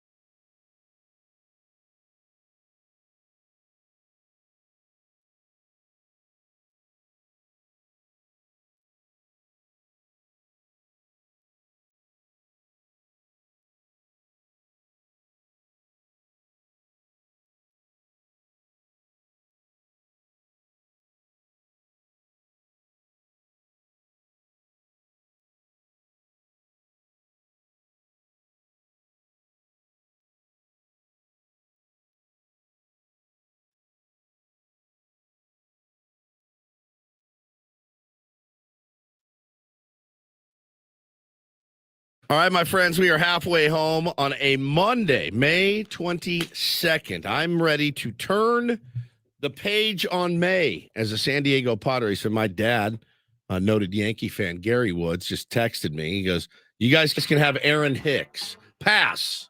I don't want Aaron Hicks. We have enough guys that can't get the job done here. He plays outfield. There's no room in the outfield here. You've got Juan Soto, Fernando Tatis Jr. How about that catch that Tatis made over the weekend? We saw that one on Saturday, running into the corner. Very nice. The kid might win a Gold Glove out there. He looks really, really good. And you got Grisham and a Zokar. Now, I get it. Sometimes another team's trash is your treasure. We're not the Dodgers. We get other teams. We get other teams' treasures and turn them into trash. Oh, we've seen our trash turned into treasures on other teams. Brent Rooker, Trace Thompson. Every time. Thompson's terrible this year, but yeah, he had a really nice run. We take your treasures and we turn them into trash is what we do. It's weird. It's very weird. I don't know what the explanation is behind it. It's going to make a great 30 for 30 someday. But we'll see. I don't want Aaron Hicks here, but I wouldn't surprise me at this point if AJ takes a flyer on a couple of guys that have been released. This is kind of that time, Ben, when you start to see some DFAs. We just talked about Eric Hosmer. For the record, zero desire to have Eric Hosmer back in San Diego. Zero desire to have him in the clubhouse. We have enough finger quotes leaders on this team. We don't need another one. We don't. And really, like, if you like grounded in double plays, this is your guy. So we're good. We have enough guys to do that. Apparently, there was another. Want to come back if you're Eric Hosmer? No, right? God, no. There's 4 people in this town that like him. The team that all they did was try to trade you. They finally did. Yeah, they're paying you to play against them. Yeah, 100%. No. I wonder. You just had a kid, 33 years old. He got his ring. Had a really nice run in Kansas City. He got his bag here from us. Good bag, big fat bag. Still getting his bag every year. Just sit on your ass and make $13-14 million a year is a pretty good gig. Does he continue to get paid if he retires? Yeah, he does. Oh yeah. He gets the duration of the rest of his contract. I mean, he'd be a moron to officially retire if you didn't. Like, no, I'm looking, I'm ready.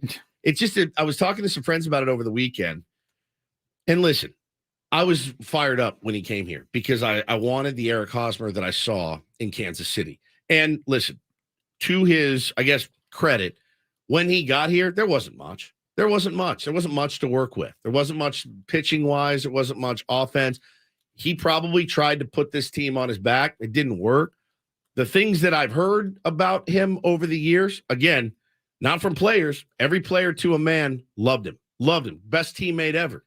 I don't know what he was doing, like buying them watches and stuff. I have no idea. But like, at some point, the question we always asked ourselves, and we've talked about it on the air, at some point, if you're like trying to win like they were last year, and you see your guy that you love him, he's a great dude, but he's struggling. He's booting balls. He's rolling over.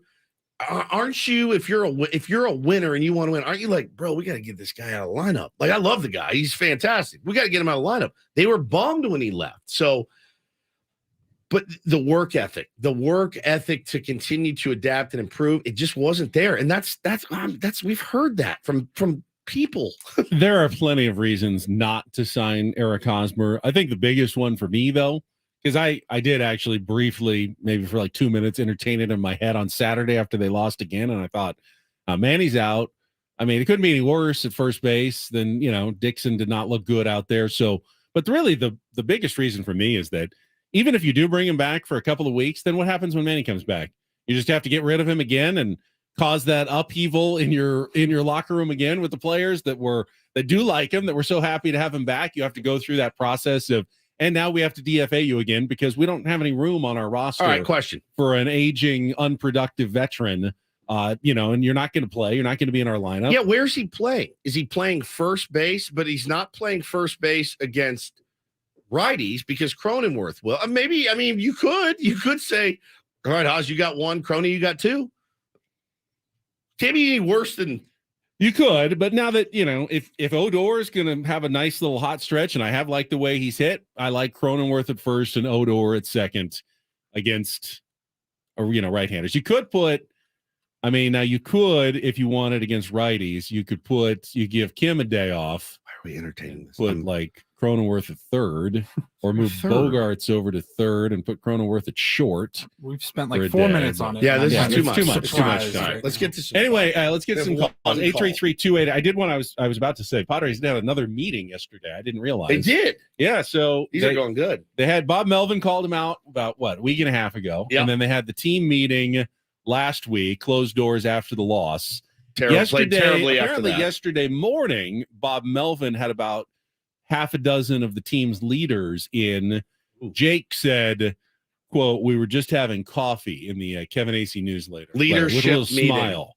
But they had a leadership maybe meeting yesterday morning before the game. He's like, "You sons of bitches, you step it up, all of you guys." I think we went 1 for 14 in the top of the. There order. hasn't been one meeting in Major League Baseball history that has won a game. Now, sometimes maybe the actions that come out of a meeting have done good for some teams, but you have to actually take whatever you're talking about out onto the field to do any good in a meeting. Maybe yesterday's meeting did some good, though. We'll see. We shall see. All right, let's go out to the phones. 833-288-0973. Dan says he knows how to fix the San Diego Padres. Good morning, Dan. I'm all ears, Danny. Hey, well, good morning, boys. How's it going, man? Going great, buddy. Okay, so I don't know if you guys remember about 3 weeks ago, we had been cursed by the Kershaw meme. And Yes. I think the only way we can reverse that is if we bring back Eric Hosmer to Oh my kind of God. counteract that. You know, he doesn't have to play. Bad call, Dan. We're already, Bad we're call. already paying the guy. Dan. We're already paying the guy. We might as well just put him on the bench just to counteract that curse, you know? All Who right. knows what can happen nowadays with this team? You know, nothing's happening. You know, Make him yesterday, wear a smiling Odor Kershaw is mask. the one that changes it, you know? Maybe we I just don't know. We got to change it up. maybe we get some clowns on unicycles in for the next meeting to ride around and entertain the guys. I don't know. Listen, at this point, I'm willing to do almost anything it takes to reverse the. I don't believe in curses, but to reverse the bad streak. Again, I want to remind people for the Kershaw meme. They've played poorly since, for sure. They also played poorly before it. And the Dodgers, they haven't won a season series against the Dodgers since 2010. That is a 13-year stretch. It has nothing to do with the Clayton Kershaw meme. It has to do with not hitting with runners in scoring position. So it's I'm all for good karma. I do believe in it. I don't know that Eric Hosmer coming back to San Diego is the karma that we think it is. The team that we just played was famously cursed, and then they weren't. Yep. What changed? Well, they got a lot of good players who executed, came through in the clutch, had some good postseasons, and they won, 3 World Series titles? The team that the Padres are going to be playing on their next homestand, the Chicago Cubs, famously cursed. They won a World Series. What do they do differently? Put together a good roster, executed on the field. It takes a lot, man. It takes a lot. We have a good roster. We do. We have a good roster for the most part. It's just not translating yet. There's no rhyme or reason to it that why they haven't gelled at the top of the order. I have liked to see Juan Soto continue to hit a little bit, Ben, and I love seeing Fernando go yard a couple times. That leads me to believe things are going to turn around. I know people are tired as F of us The saying biggest it, part but- for me about curses, yes, if you do something stupid as an organization and it becomes a distraction, that's not a curse. That's a distraction. That's a sign that maybe your focus is in the wrong place. Yeah, good call. And you can play poorly. That's not a curse. I don't think the players have thought once about that Kershaw meme after it happened. Fans have talked about it. It's been online, but no one in the clubhouse. Bob Melvin certainly isn't thinking about it at all. He gave a quick apology to Kershaw the next day. Hey, if you were offended, sorry about that. He didn't even know what a meme was. We don't even know what it is. They're not thinking about it. That's not part of it. But the real reason why you can't believe in curses is what on earth, everything, it all ends at some point. What caused, how long is the curse supposed to last? Is this now for the next 140 years? The Padres can't win another game because they put a meme up on the scoreboard for 2 seconds? Or was it a 1 week curse? Or was it a 2 week curse? What? I mean, there's no way to rationally talk about this. Let's put it this way.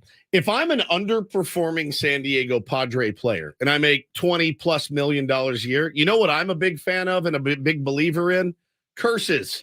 Because it lets me off the hook for my terrible play. Yeah, it was probably the meme. That's why I'm not hitting with runners in scoring position, because of that stupid meme. No, you can do everything right and have a terrible game. You can go out and get hammered the night before, stay out all night, show up to the field and get 4 knocks. It's just baseball. It's just baseball. So, well, I appreciate the call very much. I don't think that bringing Eric Hosmer in solves any of this team's problem, unless he is a really good catcher, and we never knew. He's a really, really good catcher. For those of you who are mad at me on Twitter for like talking about it, I'm talking about it because I don't think they should do it, and I don't think they're going to do it. No. But hey, you know what? He got designated for assignment this weekend, so mentioned. Just because we've had a history with that guy, and he's out there talking about the reasons why it doesn't really make any sense. You know when I do feel. This is something that happens. So a couple different things happen to the San Diego Padres, and fans of this team know it. Ben, we talked a little bit about taking treasures, and they don't perform well here. It happens. It's happened. I mean, God, it seems like it happens to every guy we bring in. Juan Soto felt broken for a long time. He's kind of rounding into form. Adam Frazier is one that jumps off the guys leading the league in hitting. He comes over here, looks like he's never hit before. It is just that's a really staggering thing that happens. I don't know what it is. I don't know what it is. Is it Petco Park? Is the batter's eye bad? I don't know what it is. But guys come here and they absolutely forget. But explain Jake play. Cronenworth, because he played fantastic. Yep. He got to Petco Park. He turned into a great hitter, an all-star. Yeah. Now he's been struggling lately. It shouldn't have anything to do with that. It's just weird baseball. It is. Man. Let's keep out on the phone lines. 833-288-0973. We got Eli next up here. We're scared because of the last call. Yeah. No meme talk, Eli. Go ahead. You're on Ben and Woods. Well, I was going to say the curse already was lifted. We had guys going around posting the anti of that meme and saying Kershaw's a great man. He has a beautiful family. So the curse is lifted. All right, good. I mean, we can talk about that meme as much as we want. The Dodgers have been our daddy. It is what it is. We got to play better, like you guys have said. We've got good players. We just need to stop acting like it and go out and play like it. It's as simple as that. Yep. I love it. No, that's absolutely right. And those guys need to believe in themselves. Stupid Ted Lasso gets me every time. I was trying to explain to my son this weekend what it means to be a goldfish. He honestly, for the first time this year, T-ball, they hit a ball right back to him and went right through his legs. And he looked at me like he had like the world had just ended. And I gave him dude, you're fine. You're good. Get the next one. Next one comes to him. He makes the play, looks at me, gives me a fist pump. So after the game, he gets in the car. At 5 years old, he goes, I can't believe I booted one. And I go, buddy, be a goldfish. And he's like, what? What does that mean? So I tried to explain to him the goldfish has no memory. They short memory, just 2 seconds. It's hard for fans to be goldfishes. It's got to be easy for the players to be a goldfish. You have to. You can't survive in that game. Even Manny Machado boots one occasion. 100%. The best of Mike Trout has muffed fly balls to center field. They've hit him in the glove and bounced off. It happens to the best. You have to be a goldfish as a fan, especially. And the players, that's really what you want. Their ability to be goldfish is, and I will do that when I'm very, very sad about the team. I will go put on season 1 of Ted Lasso and I feel immediately better. It's the only way. It's the only way to play this game, and it's the only way to be a fan of this game. All right, if you're online, stay there. We can take some more calls coming up. 833-288-0973. Also, I've got a update on the potential level of heat under the seat for one Bob Melvin, manager of the San Diego Padres. Now, the last time you called for somebody to be on a hot seat, I remember us it was the first big Ben and Woods scandal online. Paulie put out a poll about SDSU, and we got murdered by Aztec fans. Murdered. I was like, I don't know if I can do this job. It was that bad. Are you going to do this now? Is Bob Melvin on the hot seat? I didn't say that. I just said I've got an update on the level of heat under his seat from one Ken Rosenthal, by the way. Okay. Not me. This is from Ken Rosenthal. Get to that coming up after a check of traffic here on 97.3 The Fan.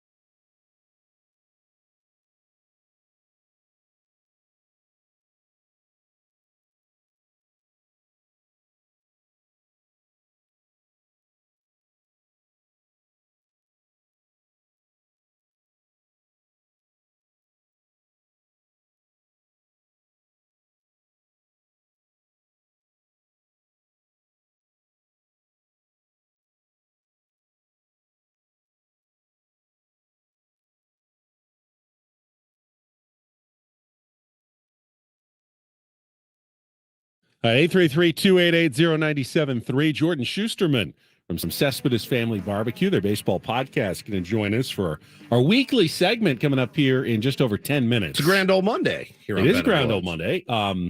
So Ken Rosenthal of The Athletic came out with a piece this morning, basically detailing the job security of managers around Major League Baseball. I love this. Who's on the hot seat, who's not on the hot seat. And here, I'll just read it directly. Here's what he had to say about Bob Melvin. At 21-26, Melvin's team is even more disappointing than Buck Showalter's, losing 5 straight series and 11 of their past 14 games. Is not more disappointing. Padres are more disappointing than the Mets right now. Mets just swept a series. Yeah, they're back above 500. Oh, They've got a little bit of an edge on the Padres right now. Higher payroll, too. Yeah, they do. Padres $249 million opening day payroll, third highest in the sport. But the Padres are a top-heavy, slapped-together collection of stars that is yet to learn how to consistently win. Melvin, 61, is part of the solution, not the problem. General manager A.J. Preller, since taking over in August 2014, has cycled through Bud Black, Pat Murphy as a 3.5-month interim, Andy Green, Jay Stingler, and now Melvin as managers. Speaking to reporters last week, Preller said his confidence in Melvin was high. He surely recognizes that heads of baseball operations rarely get a chance to hire a third multi-year manager, much less a fourth, and that if he dumped Melvin, a number of players and coaches might revolt. So Ken Rosenthal seems to think that the seat is very cool still under Bob Melvin at the moment. You know that. What do you guys think about the whole idea of the Padres roster is just it's a roster full of superstars slapped together? That's the second or third time I've heard maybe Rosenthal and a couple others have used something of that nature to talk about the Padres roster. And in baseball in particular, I'm not sure how much that really matters. Well, not only that, Paulie, but these are the same guys that were on their knees for this team and A.J. Preller's move 8 weeks ago, 10 weeks ago, 12 weeks ago. Right. Every pundit in America said this is absolutely genius. He's done it again. This isn't football where the line needs to be all in cohesion. This isn't basketball where it's like they're orchestrating plays together and you got to have chemistry. Like you need a little chemistry with your double play partner, and you need chemistry. Right. I was thinking pitcher catcher, and then maybe up the middle is pretty much all I can think of. And I agree, but because there are teams in history that it's not like we haven't seen teams go out and sign a boatload of stars and they win the World Series. You forget, I was a Yankee fan for my whole life since I was 10. That's what they did. They had a group of good core players, but it was Giambi and it was Mark Teixeira and it was all of these guys that they're like, absolutely. I mean, signing Johnny Damon had no impact on whether or not Derek Jeter got off to a hot start. None whatsoever. I don't get that. I will take it a step further, and I will say that I respect the heck out of Ken Rosenthal. I think that's a lazy throwaway sentence 100%, right there. 100%. By Ken Rosenthal. Please, somebody go dig up his reactions to when these moves were made, when the trade for Juan Soto top happened. Heavy, I get that. That is true. Top heavy. Slapped together collection of stars that is yet to learn how to consistently win. All right, I guess very safe. I guess if you read it just very literally, it is true. Yeah. They were kind of slapped together, and that every baseball team, other than a couple that have really been farm grown from single A all the way to the majors, the Astros have done it quite well. They have. I mean, even the Dodgers they also who had have to cheat to win even the Dodgers who have had a good farm system, they still sign guys again with trade for players. The Astros World Series last year spoke to me a lot because they did it, I guess, as far as we know, the right way. There's no right way. There's no right way. Well, they didn't cheat. They weren't saying, "Hey Ben, there's a lot of change wrong up, ways. Ben." They didn't do it the wrong way. So the one that they won with all their homegrown talent, they needed some intricate cheating system to get the job done. There's been teams that have been, 25 players, 25 cabs that have done quite well. In baseball, it is not. We talked about this last week. It's not football where you have to have an intrinsic sense of what the guy is doing next to you, running highly orchestrated plays, blocking schemes. It's not basketball where you've got no look passes and you need to know in your heart where a guy is, even though you can't see him. You trust him that he's out there because you played with him enough and you have enough I was chemistry going with back that to guy. Miami Heat when they signed LeBron and Chris Took a while. Bosh and Dwayne Wade. They got off to a horrible start. Then they won like 28 in a row. And that is a team where you have 5 guys on the court. You need to be in absolute pure cohesion with each other. You got to be able to look at the guy and know, oh, here comes a Juan bounce Soto pass. has no impact on what Jake Cronenworth is doing at first base. I will say this about baseball. There's an old adage that hitting is contagious, and it is. It can be. It's not always the case. But it's when it happens, you go, oh, see, hitting's contagious. It's really fun. Baseball's fun with all these platitudes, and everybody thinks they know. There's something popped into my head the other day, and I blew my own mind. It's not, though. Every team, even the ones that are on fire offensively, always have a couple of guys who are struggling at the same time. Of course. Because every team does. Right. It's baseball. It's hard. It's not contagious for everyone. Here's the thing that popped into my mind the other day I think it was my last day on Twitter, actually. Sitting at the table having a lunch, and I was scrolling through Twitter, and we got a DM on the 97.3 The Fan page, you guys, on Instagram.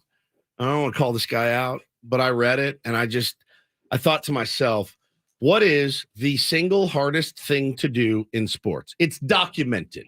What is it? Hitting a baseball.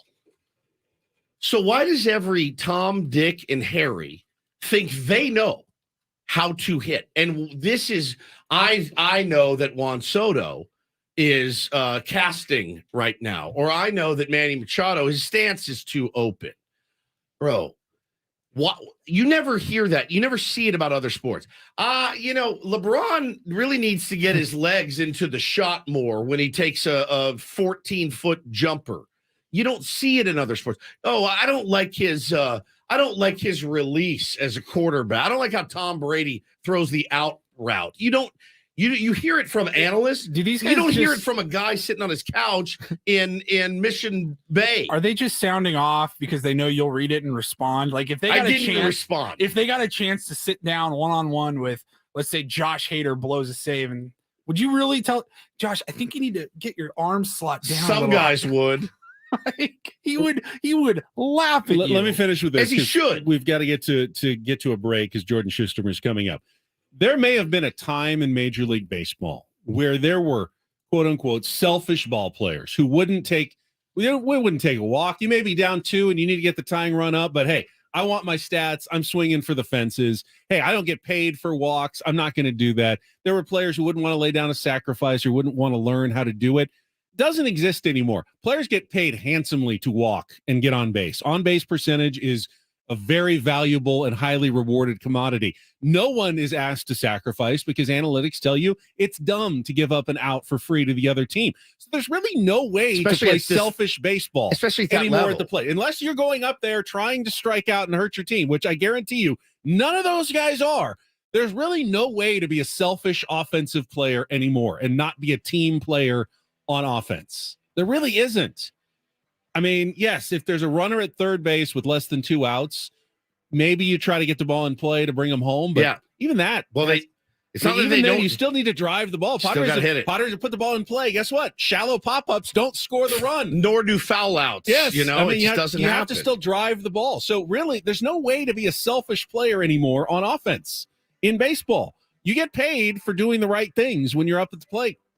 It's just that's why the whole chemistry of stars struggling on offense makes no sense. It's lazy. Weak argument. It's lazy. Yeah, We'll talk more about this with Jordan Schusterman, host of the podcast Cespedes Family Barbecue, our weekly Monday Grand Ole Barbecue Monday segment with Jordan coming up next with Ben and Woods on San Diego's #1 sports station, 97.3 The Fan.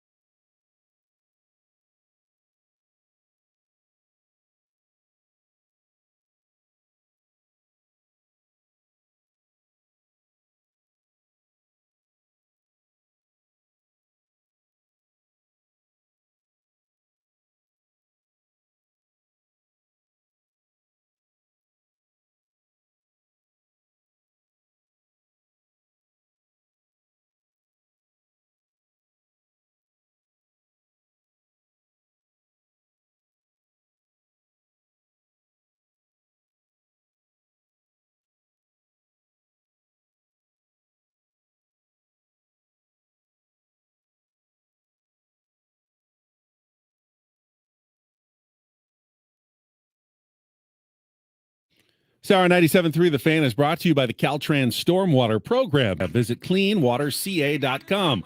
Let's change this to that by picking up after our pets, reducing pesticide use, and regularly servicing our vehicles. Learn how to at cleanwaterca.com. That's cleanwaterca.com from Caltrans Stormwater.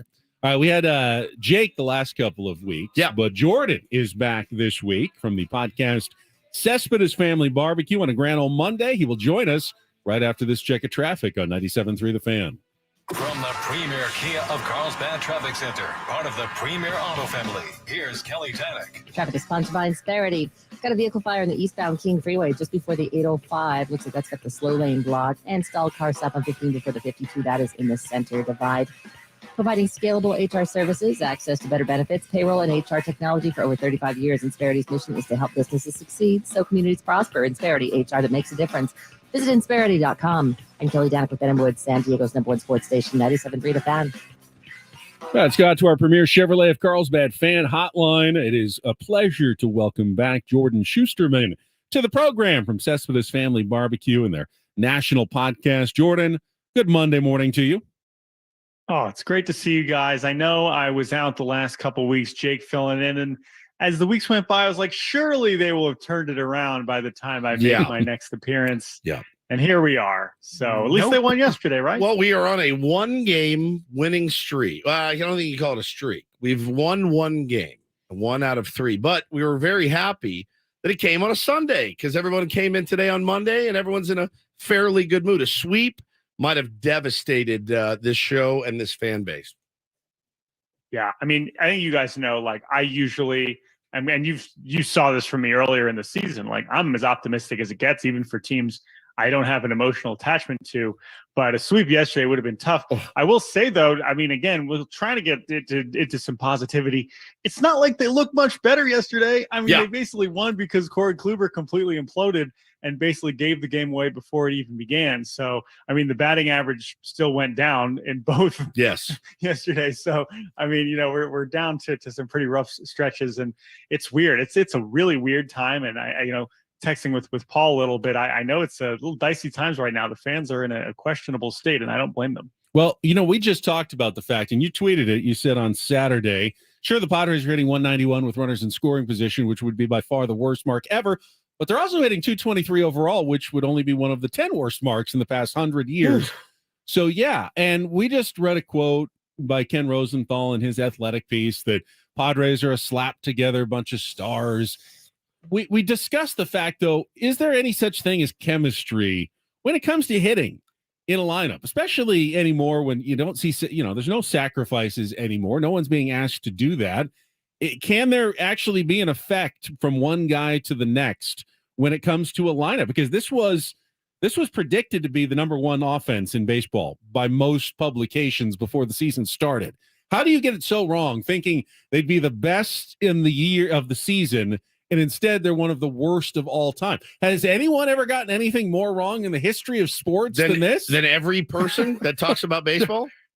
Well, that's what kind of drives me crazy about this whole thing. I was on board. I was looking at it, and I have been receptive, you know, talking to people around the game. Like, people do kind of look at the way AJ Preller has built the team. It thinks like it's fantasy baseball. Sure. And like, that is cool, and it does look pretty sweet, you know, when you line it all up.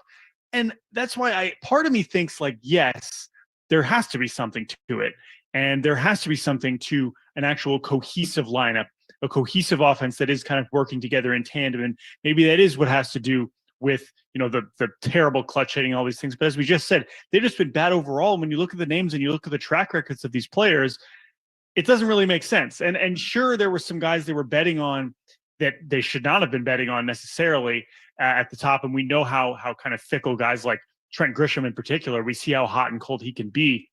So there's some spots in the lineup where it's not totally shocking. The Machado thing, no one necessarily saw coming in terms of how bad he's been. Now you see how much Bogarts has been struggling. What are you supposed to do? Like, a lot of these guys, you can basically bank on how good they've been. And when they aren't, like, is that because it's not a good team? I don't know, maybe, or it's just a really weird few weeks. So I don't know. I know people want to call for the hitting coaches and whatever. I usually stray away from focusing too much on the managing and the hitting coach and the pitching coach. It's very easy to scapegoat those.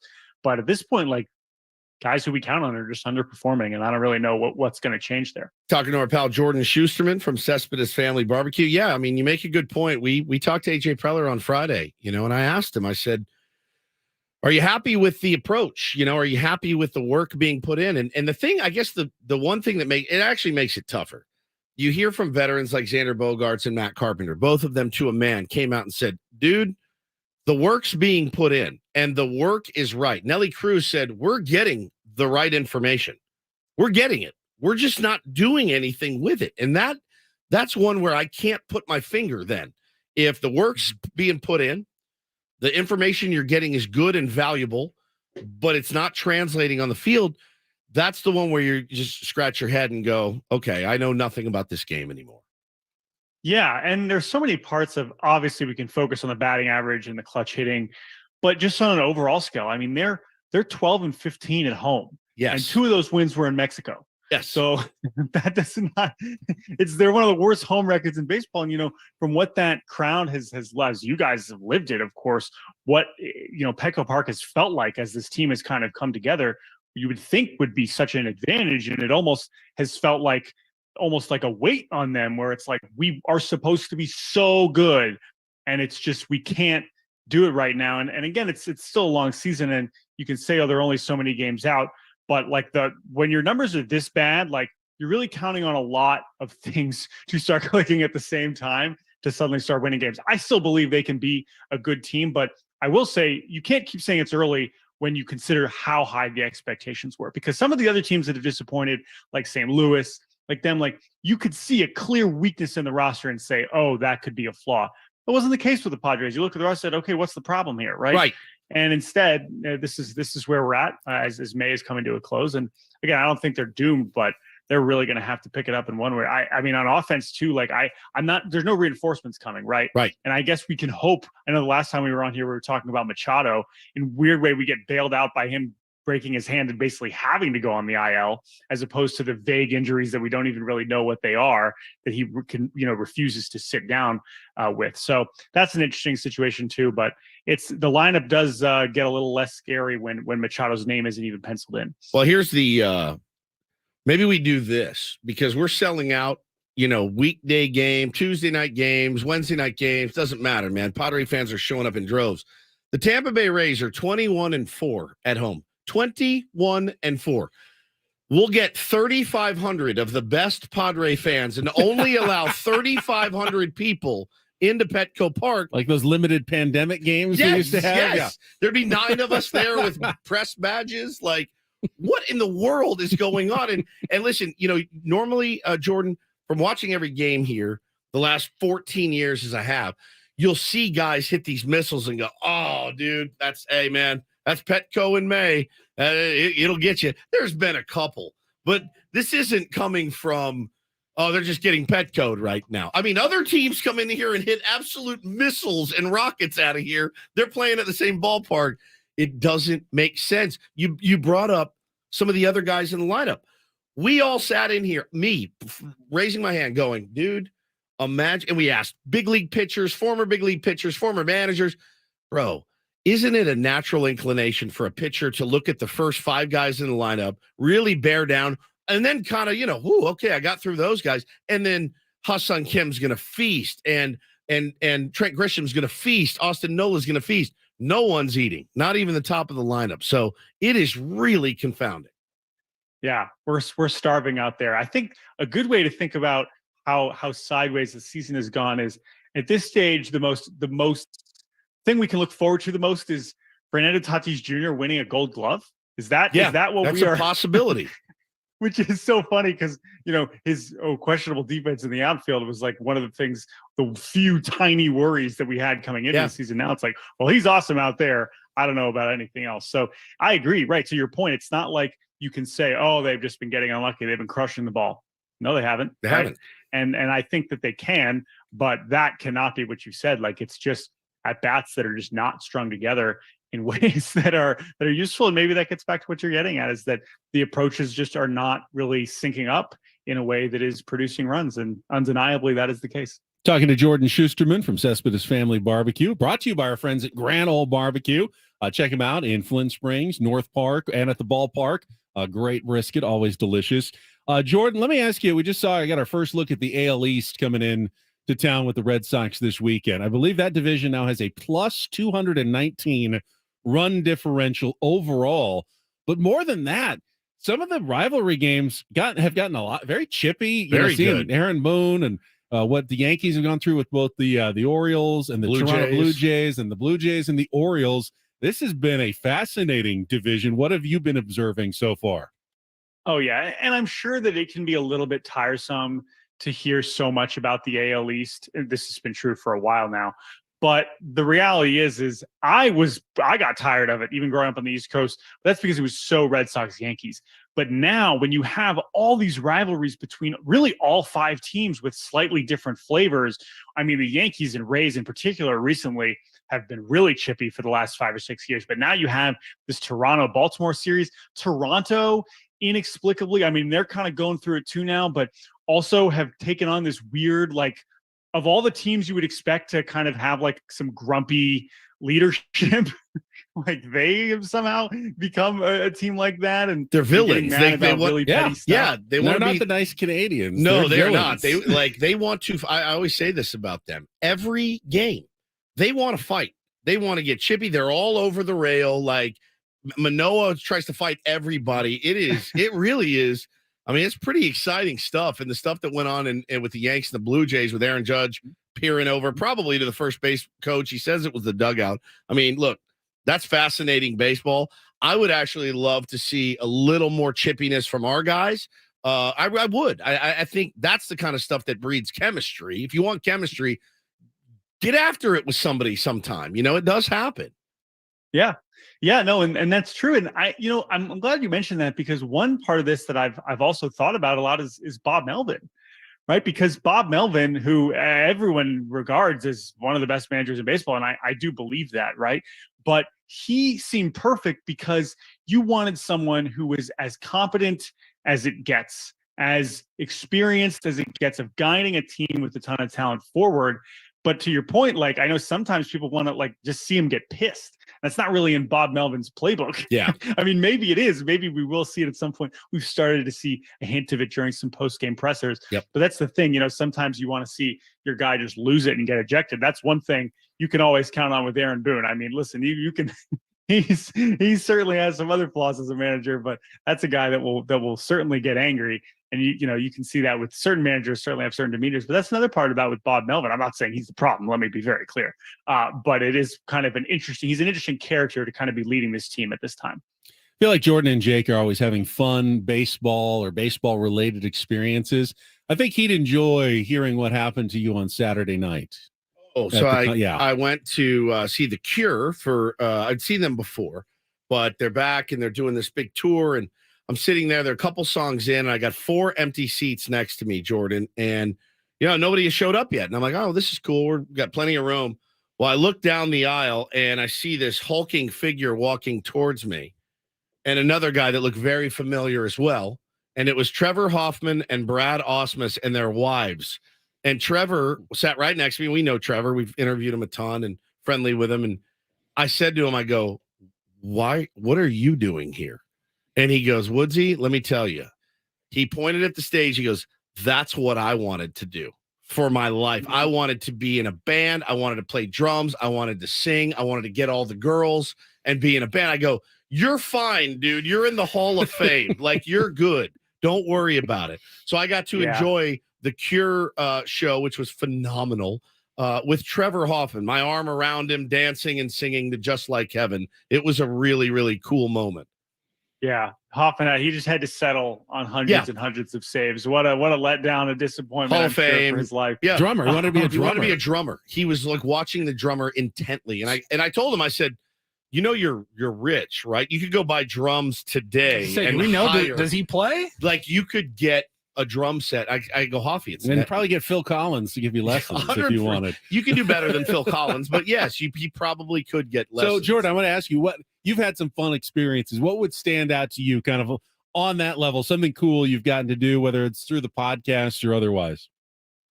Yeah, that's a good question. It is interesting when you see baseball players in non-baseball spaces, and I know the case you're presenting now is former players. So I would say, but that's the fun. That's the delay. You think about them in these very confined arenas, and then it's like, oh yeah, I guess they have a lot of other hours where they can probably do other stuff and have other interests. So yeah, it's a good question. I don't know. I mean, I will say that recently, like, it's all those road trips that we used to take, and you guys know that, like, that's really when stuff would really get wacky. Yeah, I would say. And in recent years, now that we've been confined to being adult journalists, it's like we haven't been exposed. It's the worst, isn't it? As much to the weirder stuff. So I don't know. I'm gonna have to come up with my best story, and maybe I'll give it to you next week. Well, good idea, because we get to talk to you guys regularly. Really appreciate that, and have a great week, and we'll talk to you again soon, Jordan.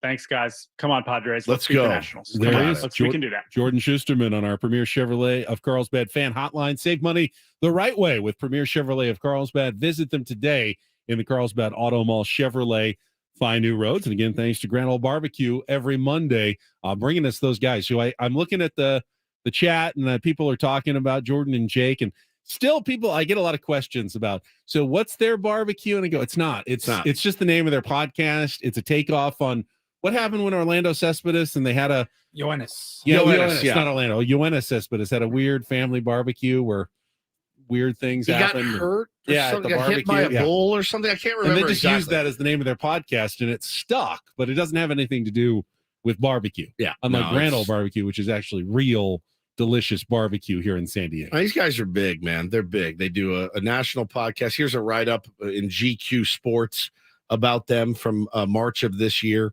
These guys are really good. They both are. Are they like in a fashion spread as well? No. It is baseball's best Twitter account has a novel idea for the sport. Let the players be famous.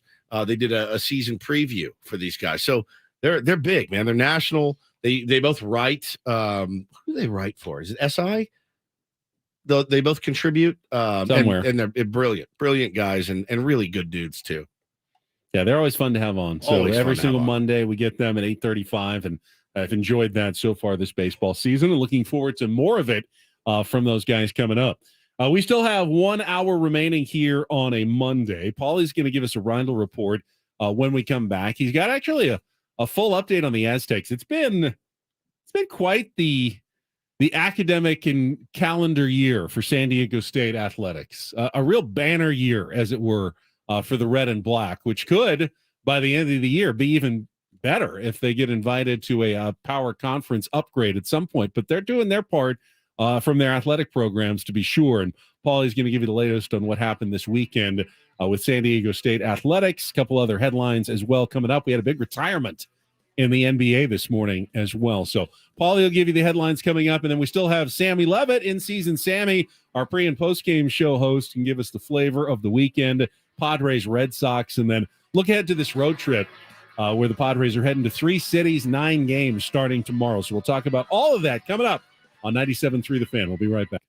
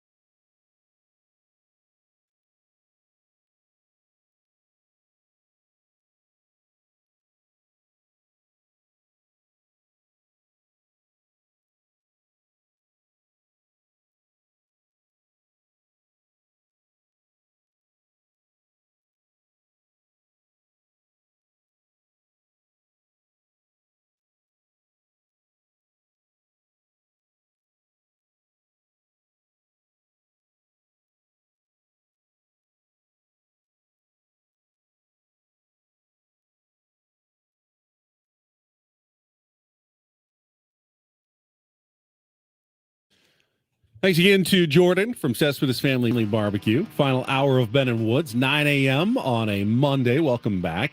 I'm actually, he talked about the Padres record at home, and I don't know whether there's something to be said about the pressure of sellout crowds every single night, maybe making things a little bit difficult to get going with the offense. It's not like we're Philly. We're not throwing batteries and stuff and hot dogs at them. I mean, hey, everyone feels more pressure when you've got a big, giant audience. Not whether those they're guys. cheering you on or Not those guys. You don't think they do? No, I'm telling you, like every player on that team loves a full house.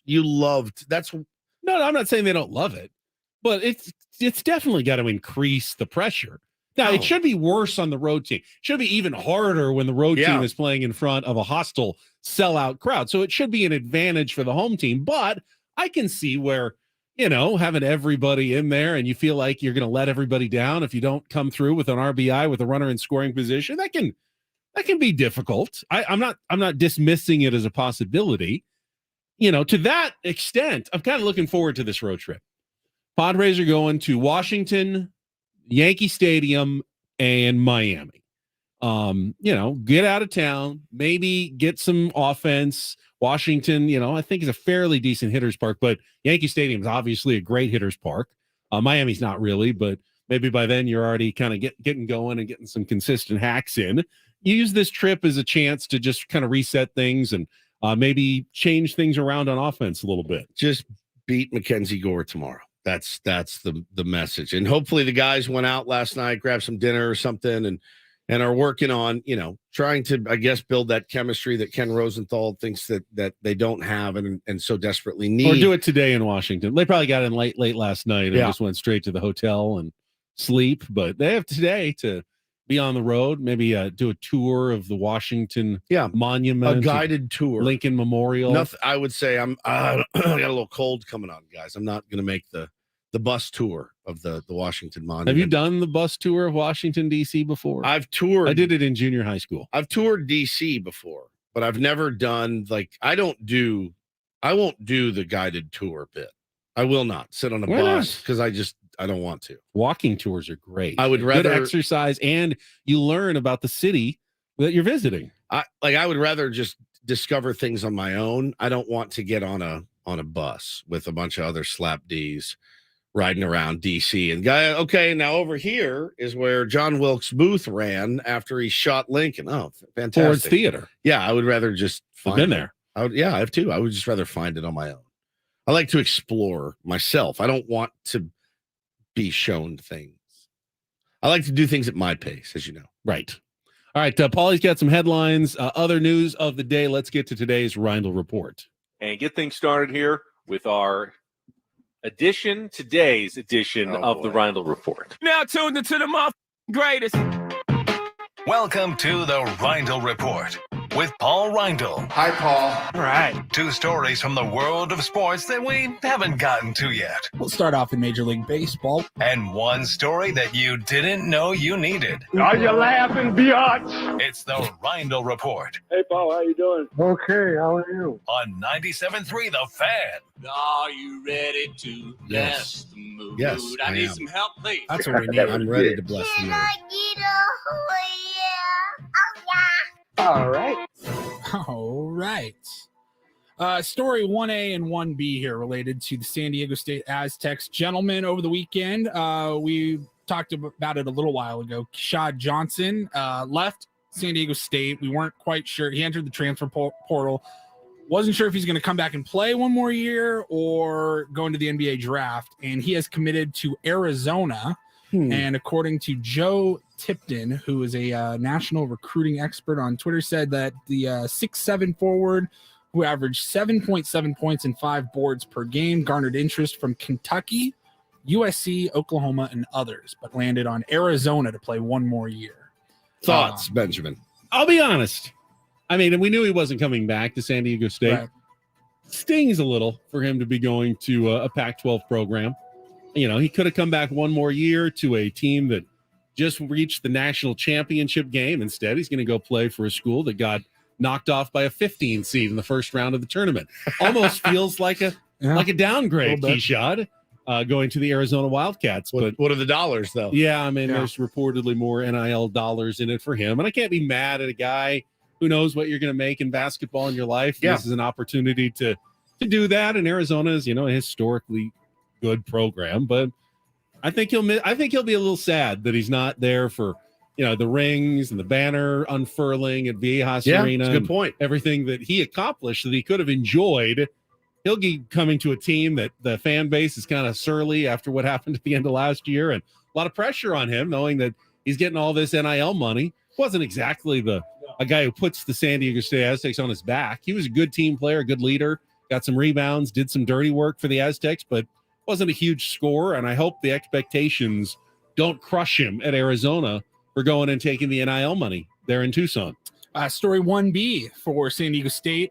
Tip of the cap to the Lady Aztecs, the softball team for San Diego State. They beat Liberty over the weekend. They advanced to their first ever NCAA Super Regionals. So they just won the regional stage, the NCAA Los Angeles regional round, and that was the toughest regional out there, and they went 3-0.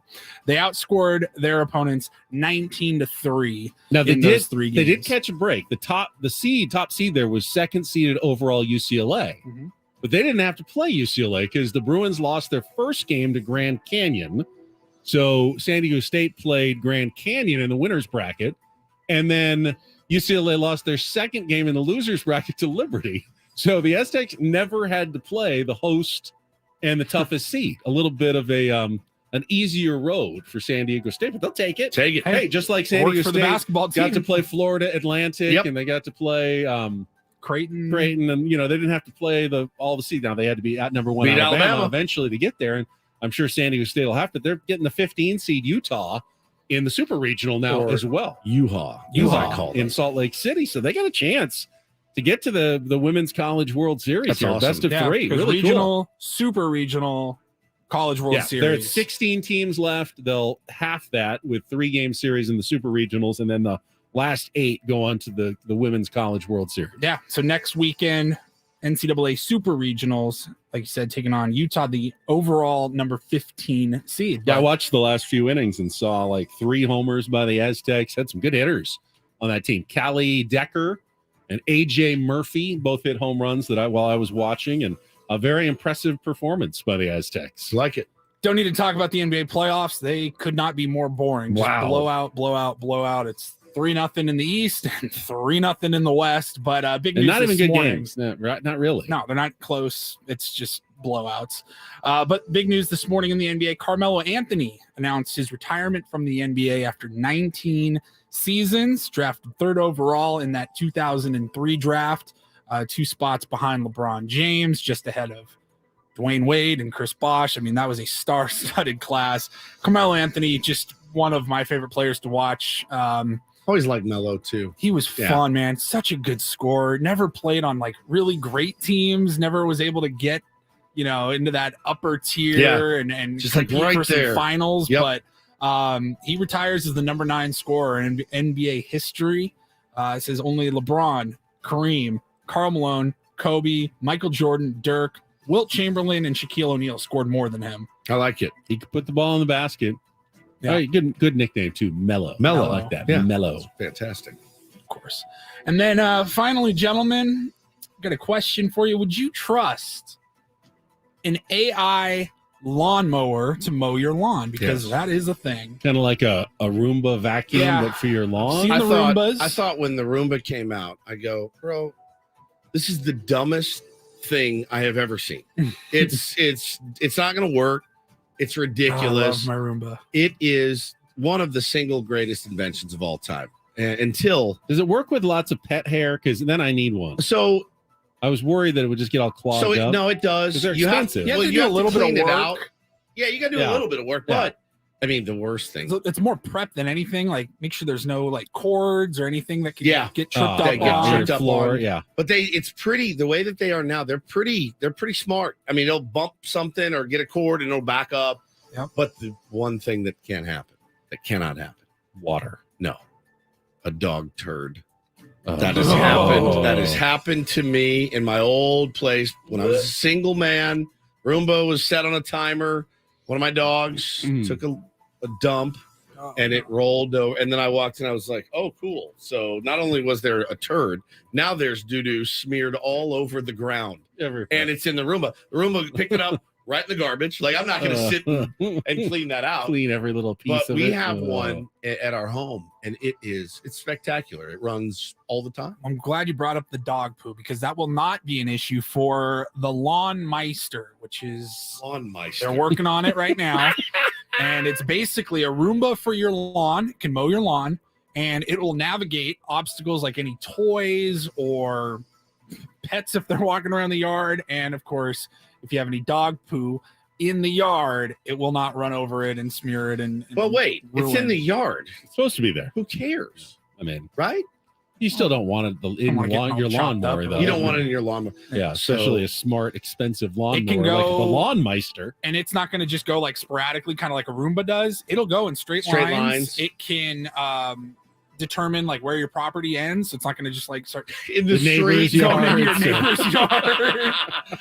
So, but I'd be would you be a little nervous at first, like starting it up for the first time? Yeah, Like, I hope and this then works. hope it works. You know, give me your destroys your wife's garden or something. give me your histories, both of you, on yard work from when you were younger to where you are now on yard work.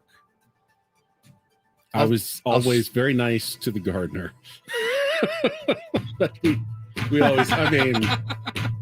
we always lived on big pieces of property. Right. So there was really and there wasn't like a lot of lawns either. It was mostly like orchards, gardens. Yeah, and- we had like fruit trees and avocado trees when I was growing up in Encinitas, but not a huge lawn. Paulie and I were abandoned by our birth fathers, so I'm glad you enjoyed your orchards. Paulie, I feel like you did yard work when you were a kid. I did it like a mother.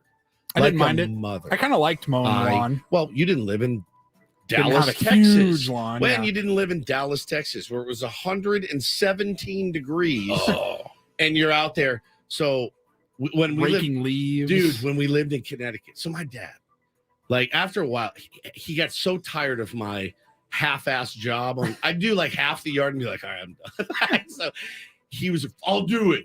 You and your brother we had to go into the yard on the day Saturday, the day he mowed. My brother and I had to go out there, probably mad crying the whole time. We had to pick up rocks in the yard so that he wouldn't mow over them and they'd, splinter into his leg. But mowing would have been better than going on and picking up rocks and stuff in the yard. But in Connecticut, How do the rocks keep getting into the yard? Once you pick them up once, I don't know. Weren't They gone forever? I know. Go pick up the rocks. All right. The leaves. Raking leaves is the single greatest bane of my existence of all time. Our yard was huge, and there were leaves. Connecticut. It was fall would come, and you're like, oh my God, 14 bags. I didn't mind it at all. 14 bags of leaves. I didn't raked have that up at many. the end of We the had day. one big ass Oh. tree in our yard, and I would rake all the leaves and jump inside We the pile. have a guy now in our neighborhood, and he does everybody on our block. So when we moved in, it was like, hey, well, everybody else does it. We're like, all right, take it. He's really nice. His name's Ben also. Chatty fella, really nice. dude. I will say that even though I don't do yard work, I cleaned all the toilets in our house yesterday. You did? Yes, I did.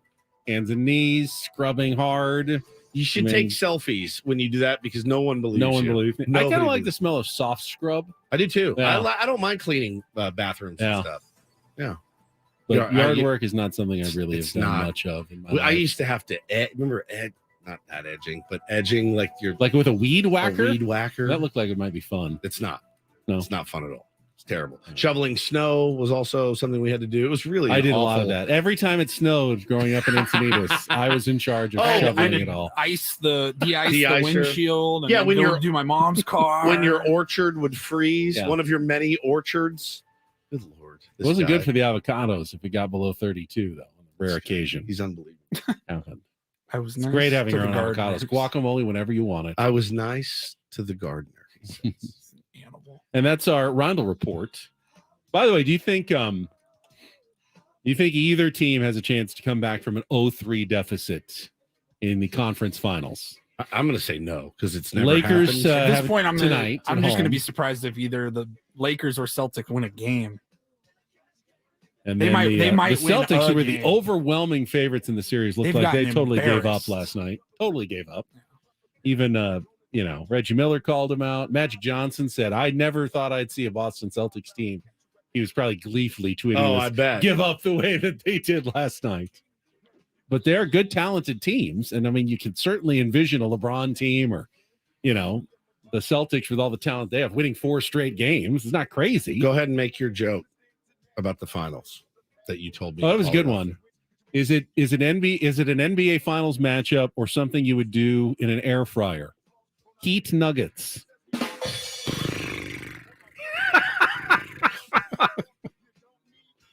All right, we'll come back. Eat nuggets. Bob Melvin. I do like nuggets. Was very, very happy about that. So happy. Also going to give away some Legion tickets to our rugby team in town. They are red hot. And we got a pair of tickets to give away when we come back on San Diego's #1 sports station. Let's check traffic right now on 97.3 The Fan.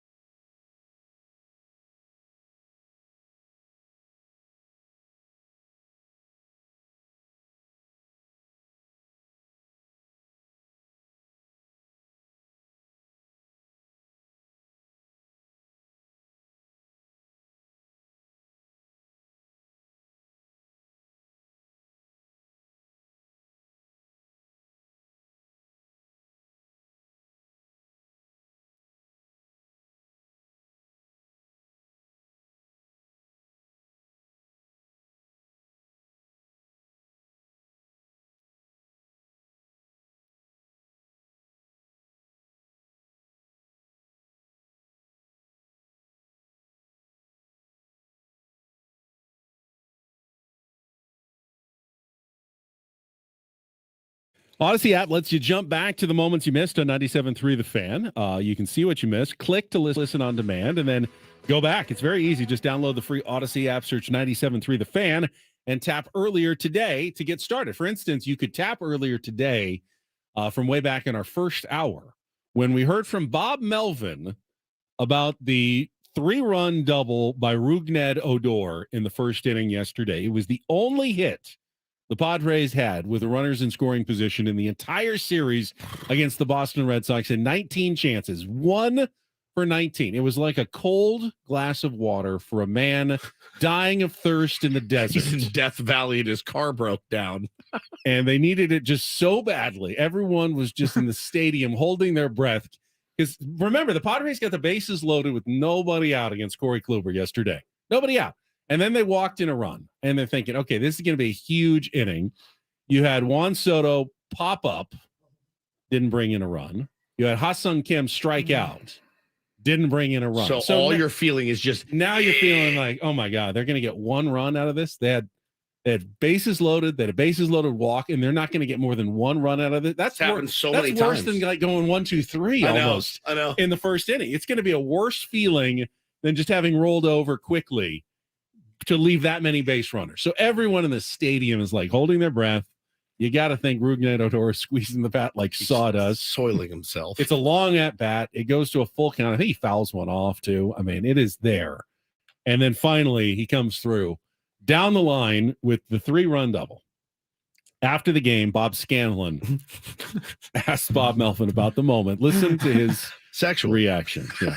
And how big was that hit by Rougned? Obviously. Oh my God! I mean, yeah. I mean, there's been some big hits. That one that was an icebreaker for us. How big was that hit, Bob? Oh my God!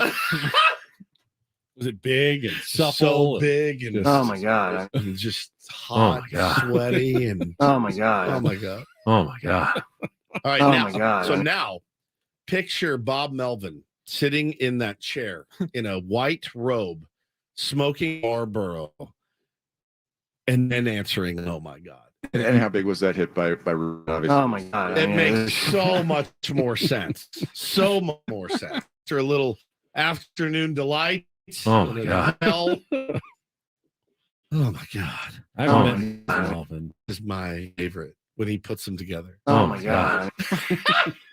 Sexual Ben and sexual Bob. Oh my God! It's erotic. It was an erotic statement. Also mentioned earlier from our skipper. We talked about Eric Hosmer, who was DFA'd by the Cubs, and how the Padres. No, just get it out of your mind. Get it out of your head. We're not going there. Matthew says in the chat, bring back Eric Hosmer and reset the karmic scale. That's not how it works. No, he actually paid $2 to our YouTube feed to be able to make that super chat comment. You can watch us on YouTube at Ben and Woods as well, which we're having a lot of fun with the YouTube stream.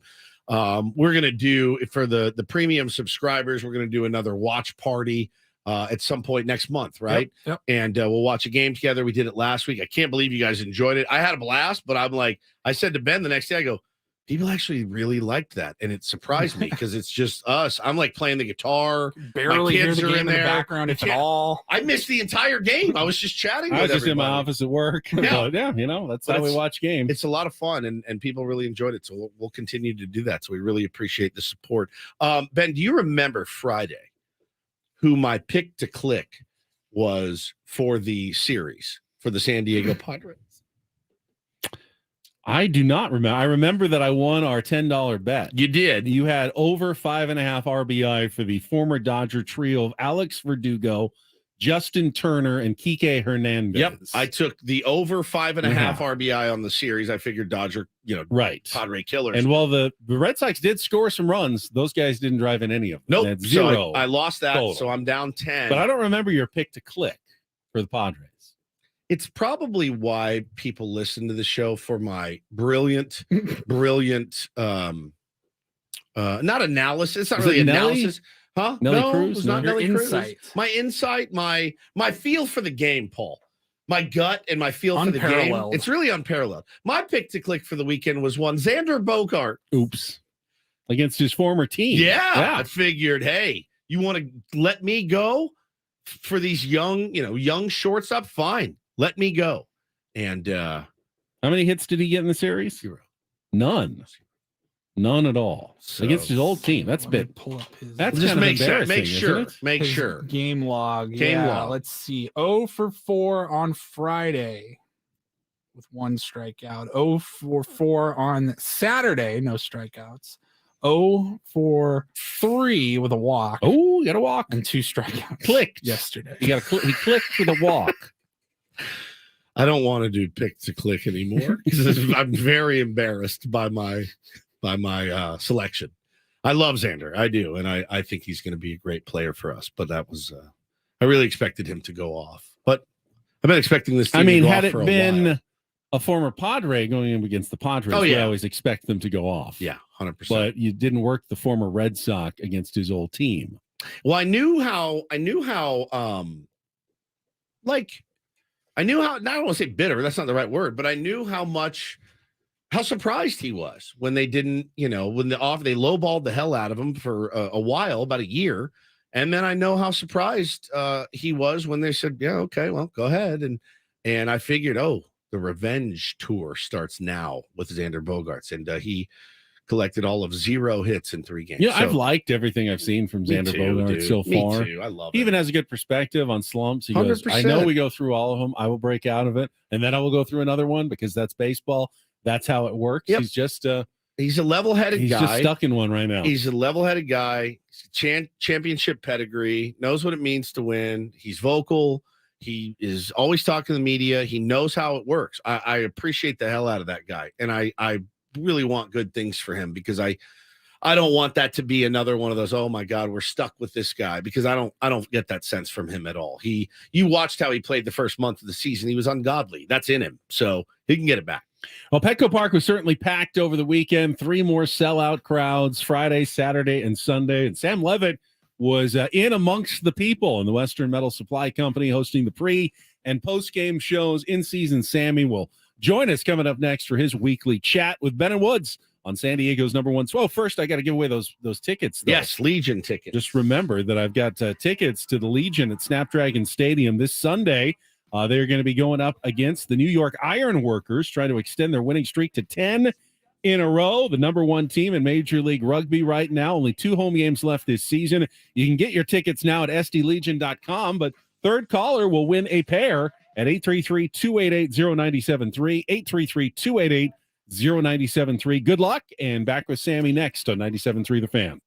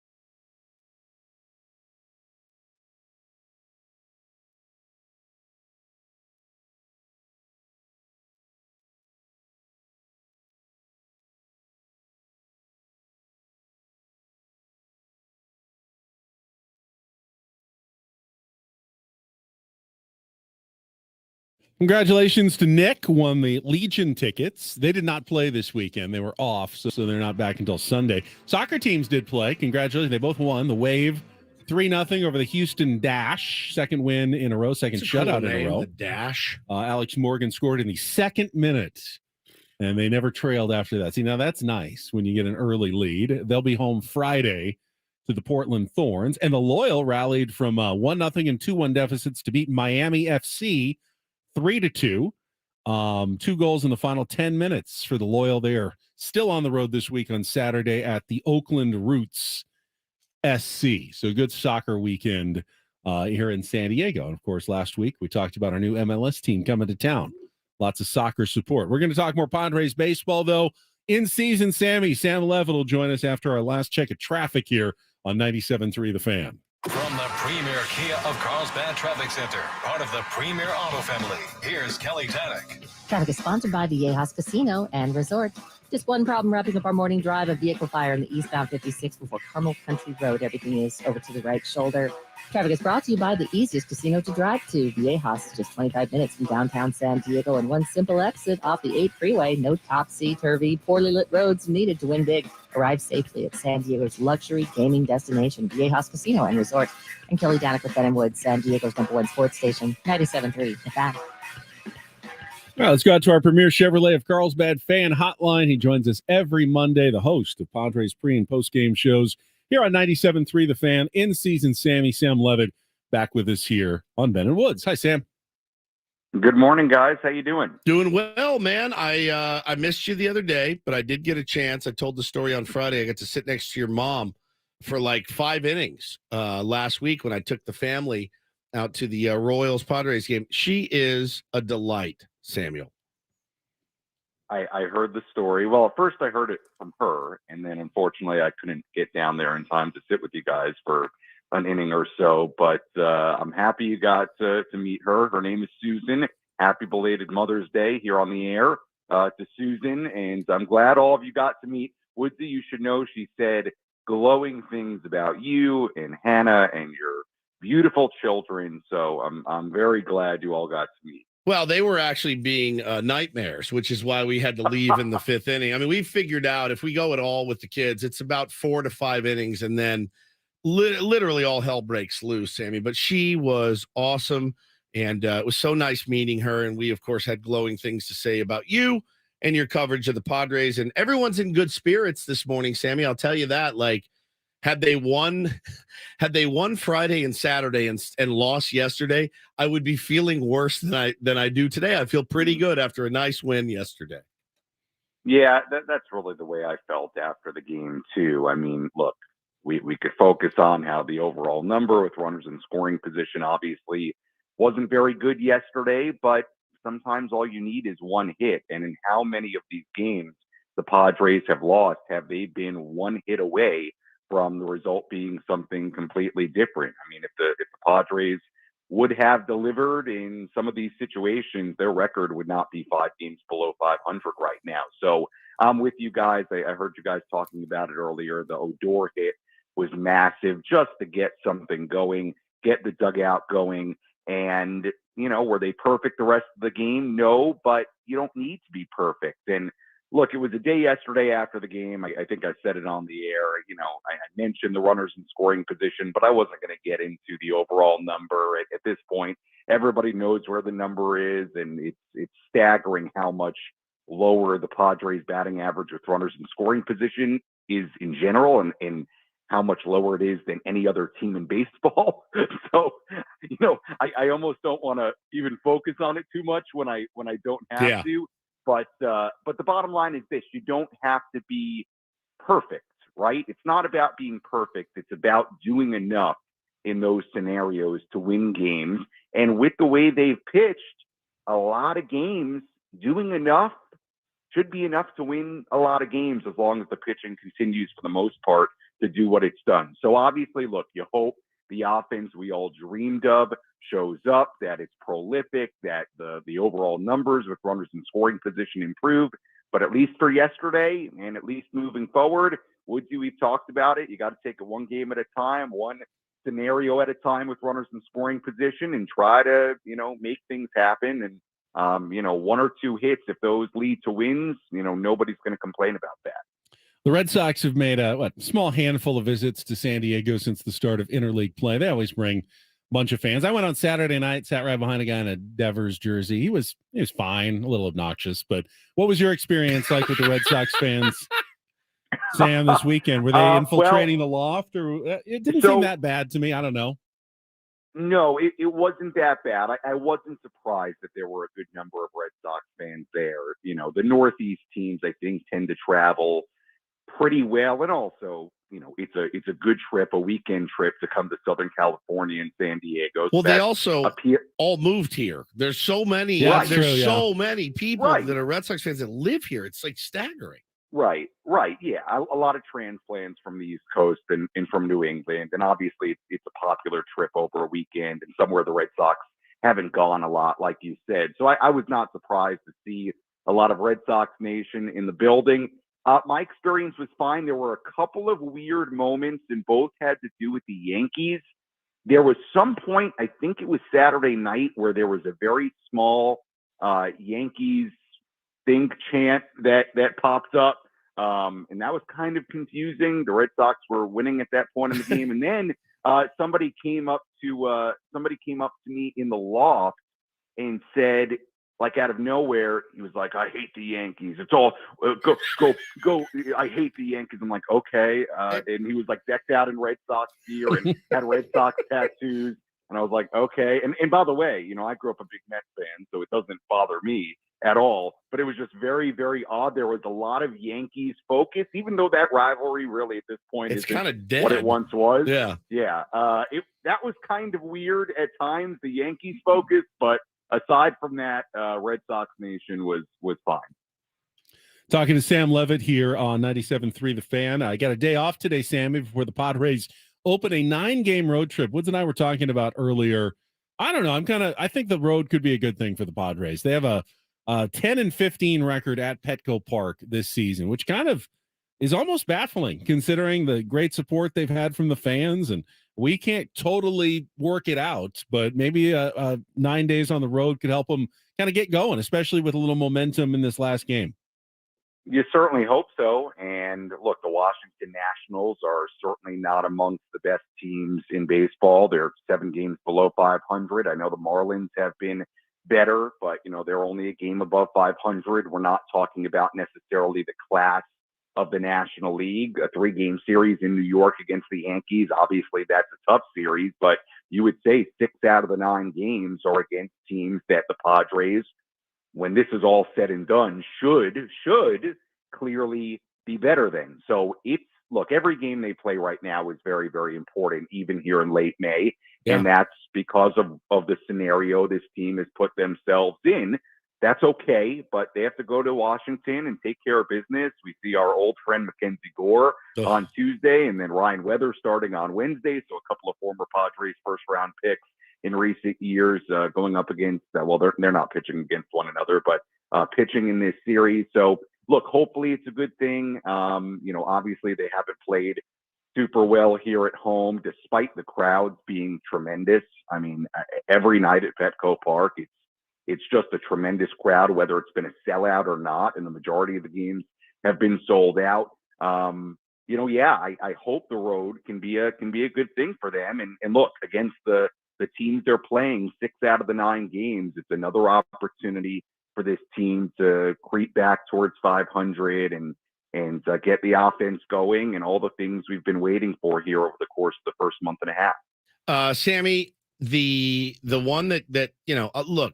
The Nationals, they actually weren't supposed to be as good as they've been right now. They're playing probably a little above their heads. They've got some guys that can hit.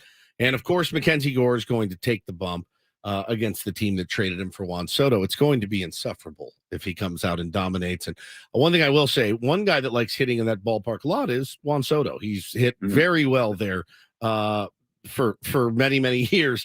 And that's going to be an interesting matchup, watching Mackenzie Gore try to dial it up against the former team. And he's thrown really well this year. Here's a prediction in the chat. Gore, 7 innings pitched, 0 hits, 15 Ks. Now that I'm gonna take the under on that. It could happen. But no, man, you do feel, Sammy, like It's time to get this thing going now. You're just digging a bigger hole. You're fourth place in the division right now. The Giants are a better team than you. It's got to get going. You hope so. Look, we've had some similar moments like this where the Padres have had a quote unquote good game and things have continued to go backwards. We've had moments where you felt like, look, this has to be, I don't love the term rock bottom, but if you want to use that term where this has to be rock bottom, whether it was the series sweep in LA or it was losing 2 out of 3 to Kansas City or it was the performances on Friday and Saturday. I mean, look, I'll be honest, and I said it post game on Friday, I think I used the word disappointment, when, they're down 6-1 early and then they didn't have a runner on second base in the last 5 innings of the game. Yeah, it's awful. I guess my overarching point is that we've had some different moments here, whether it seems like they're about to get it going, or it seems like this has to be the moment this thing goes in the other direction, in a positive direction. That hasn't really happened. So in my mind right now, I think, as cliche as it sounds, I'm taking it one game at a time, right? You have to. Got a big hit. You got a big hit yesterday. Still some issues with runners in scoring position. Let's see what you do on Tuesday. Let's see what you do on Wednesday. At this point, I don't think there are any more words that can make anybody feel better about things. It has to be the play on the field and the execution and improving in the areas where this team has struggled, which has certainly been, for the most part, on the offensive side. I'll tell you what, guys, though, there have been some really good things on the pitching side. I mean, it's the glass half full, glass half empty thing. I don't know, and we talked about this, I think, last week. I mean, the Padres have the lowest team ERA in the month of May in Major League Baseball, and it's not particularly close. They're the only team with an ERA under 3 this month, and the bullpen has not allowed a run in 8 consecutive games. So amazing. That's amazing. And you've won twice, I think, in that span. Like, they're 6-12 this month. God, that is with the best ERA unbelievable in baseball. You should be talking about a 15-3 record. No this doubt. month right There's now. no doubt. Sammy, I was watching something the other day. Oh, you know what it is?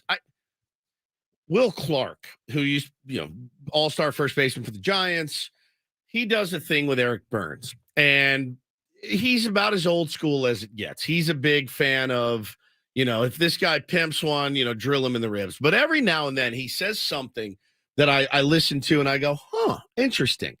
He said the problem with certain managers in the big leagues today is that they don't ride the hot hand. They don't. They go with matchups, and Bob Melvin's a big matchup guy. He's a big platoon guy. Now, the interesting thing about the Padres, you don't get to be a manager anymore if you're not a matchups guy. 100%.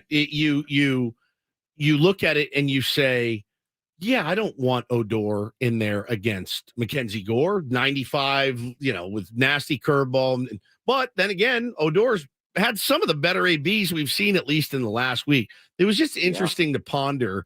He said, look, Dusty Baker is one of those kind of old school guys that will ride the hot hand. I do wonder what it's going to look like because, depth is a problem for this team, Sammy. Is if Bob Melvin just goes out and continues to platoon guys, and that means, Brandon Dixon's going to get the start against Mackenzie Gore. It's something interesting to watch in this series.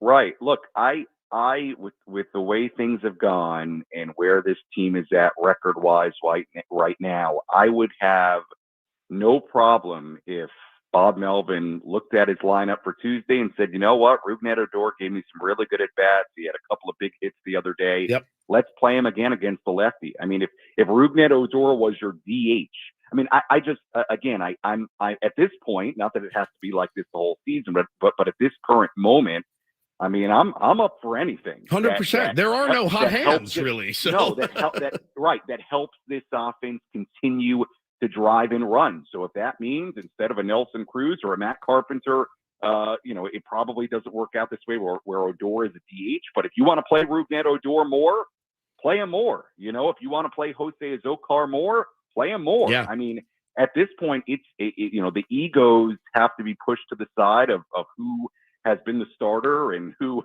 expected to play more. But right now, this team cannot afford to do anything but try to win that day's game. And if that means playing a guy who is swinging a good bat or producing, You'll worry about the rest later and see how it all shakes out over the course of a season. But they've put themselves in a position where right now these games are really, really important, and you can't afford to lose 3 more in a row, 4 more in a row, or the hole will get that much deeper to dig yourself out of. So, I'm up for anything as far as playing time and lineup and things like that, because right now it's about when the Padres have runners on base, who can drive those runs in. So, I have an open mind as to who that's going to be on a day-to-day basis. Should I ask Sammy one more question, or are you going to give me the old eye roll like we're too late in the show? Well, you got like to 3 do minutes. that. So. You think I can quickly? You're going to. All right, Sammy. I know you don't get much talking to Manny Machado. None of us do. He doesn't give up much. Bob Melvin's pretty coy on injuries as well. Any idea in the talk around the team this weekend how long Manny's really going to be out?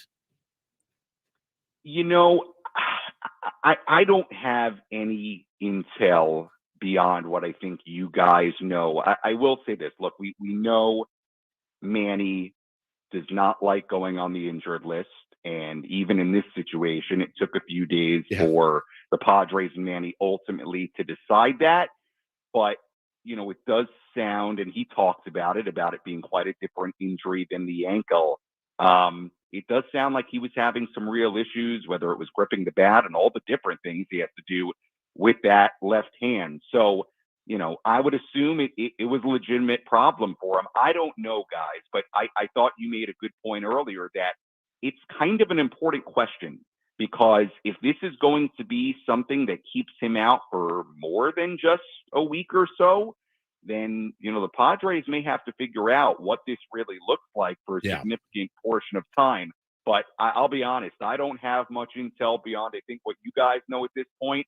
But I agreed with the point earlier that it's an important question for this team, because if he's going to be out for more than the 10 days or so, then that's something the Padres have to figure out how they're going to play with. Thank you, Sammy. Enjoy your day off, and we'll hear from you again pregame tomorrow. All right, guys. Thanks so much. Appreciate it, buddy. Sam Levitt on our Premier Chevrolet of Carlsbad fan hotline. Save money the right way with Premier Chevrolet of Carlsbad. Visit them today in the Carlsbad Auto Mall Chevrolet. Find new roads. And this hour on 97.3 The Fan was brought to you by SC Johnson Off. This is Protection. Yep, Protection, the everyday skin protection ritual that protects your skin from mosquitoes. Prevention is the best protection. Off from the #1 dermatologist recommended repellent brand, SC Johnson. Ever have mosquito problems? Yes. Lived in Texas. Not anymore. Not really. here, but they're the skeeters. The skeeters. They bite. Epidemic. Biting skeeters. All right, Coach and Sammy, it's your mother. Call me. Coach and Braden coming up next. That'll do it for a fun Monday edition of the show. We'll be back tomorrow morning at 6 a.m. Get you ready for the road trip and a little bit more. We always have fun on Tuesdays with Jesse Agler. For Paul Reinl and Stephen Woods, I'm Ben Higgins. Have a great rest of your day from all of us here at 97.3 The Fan. So long.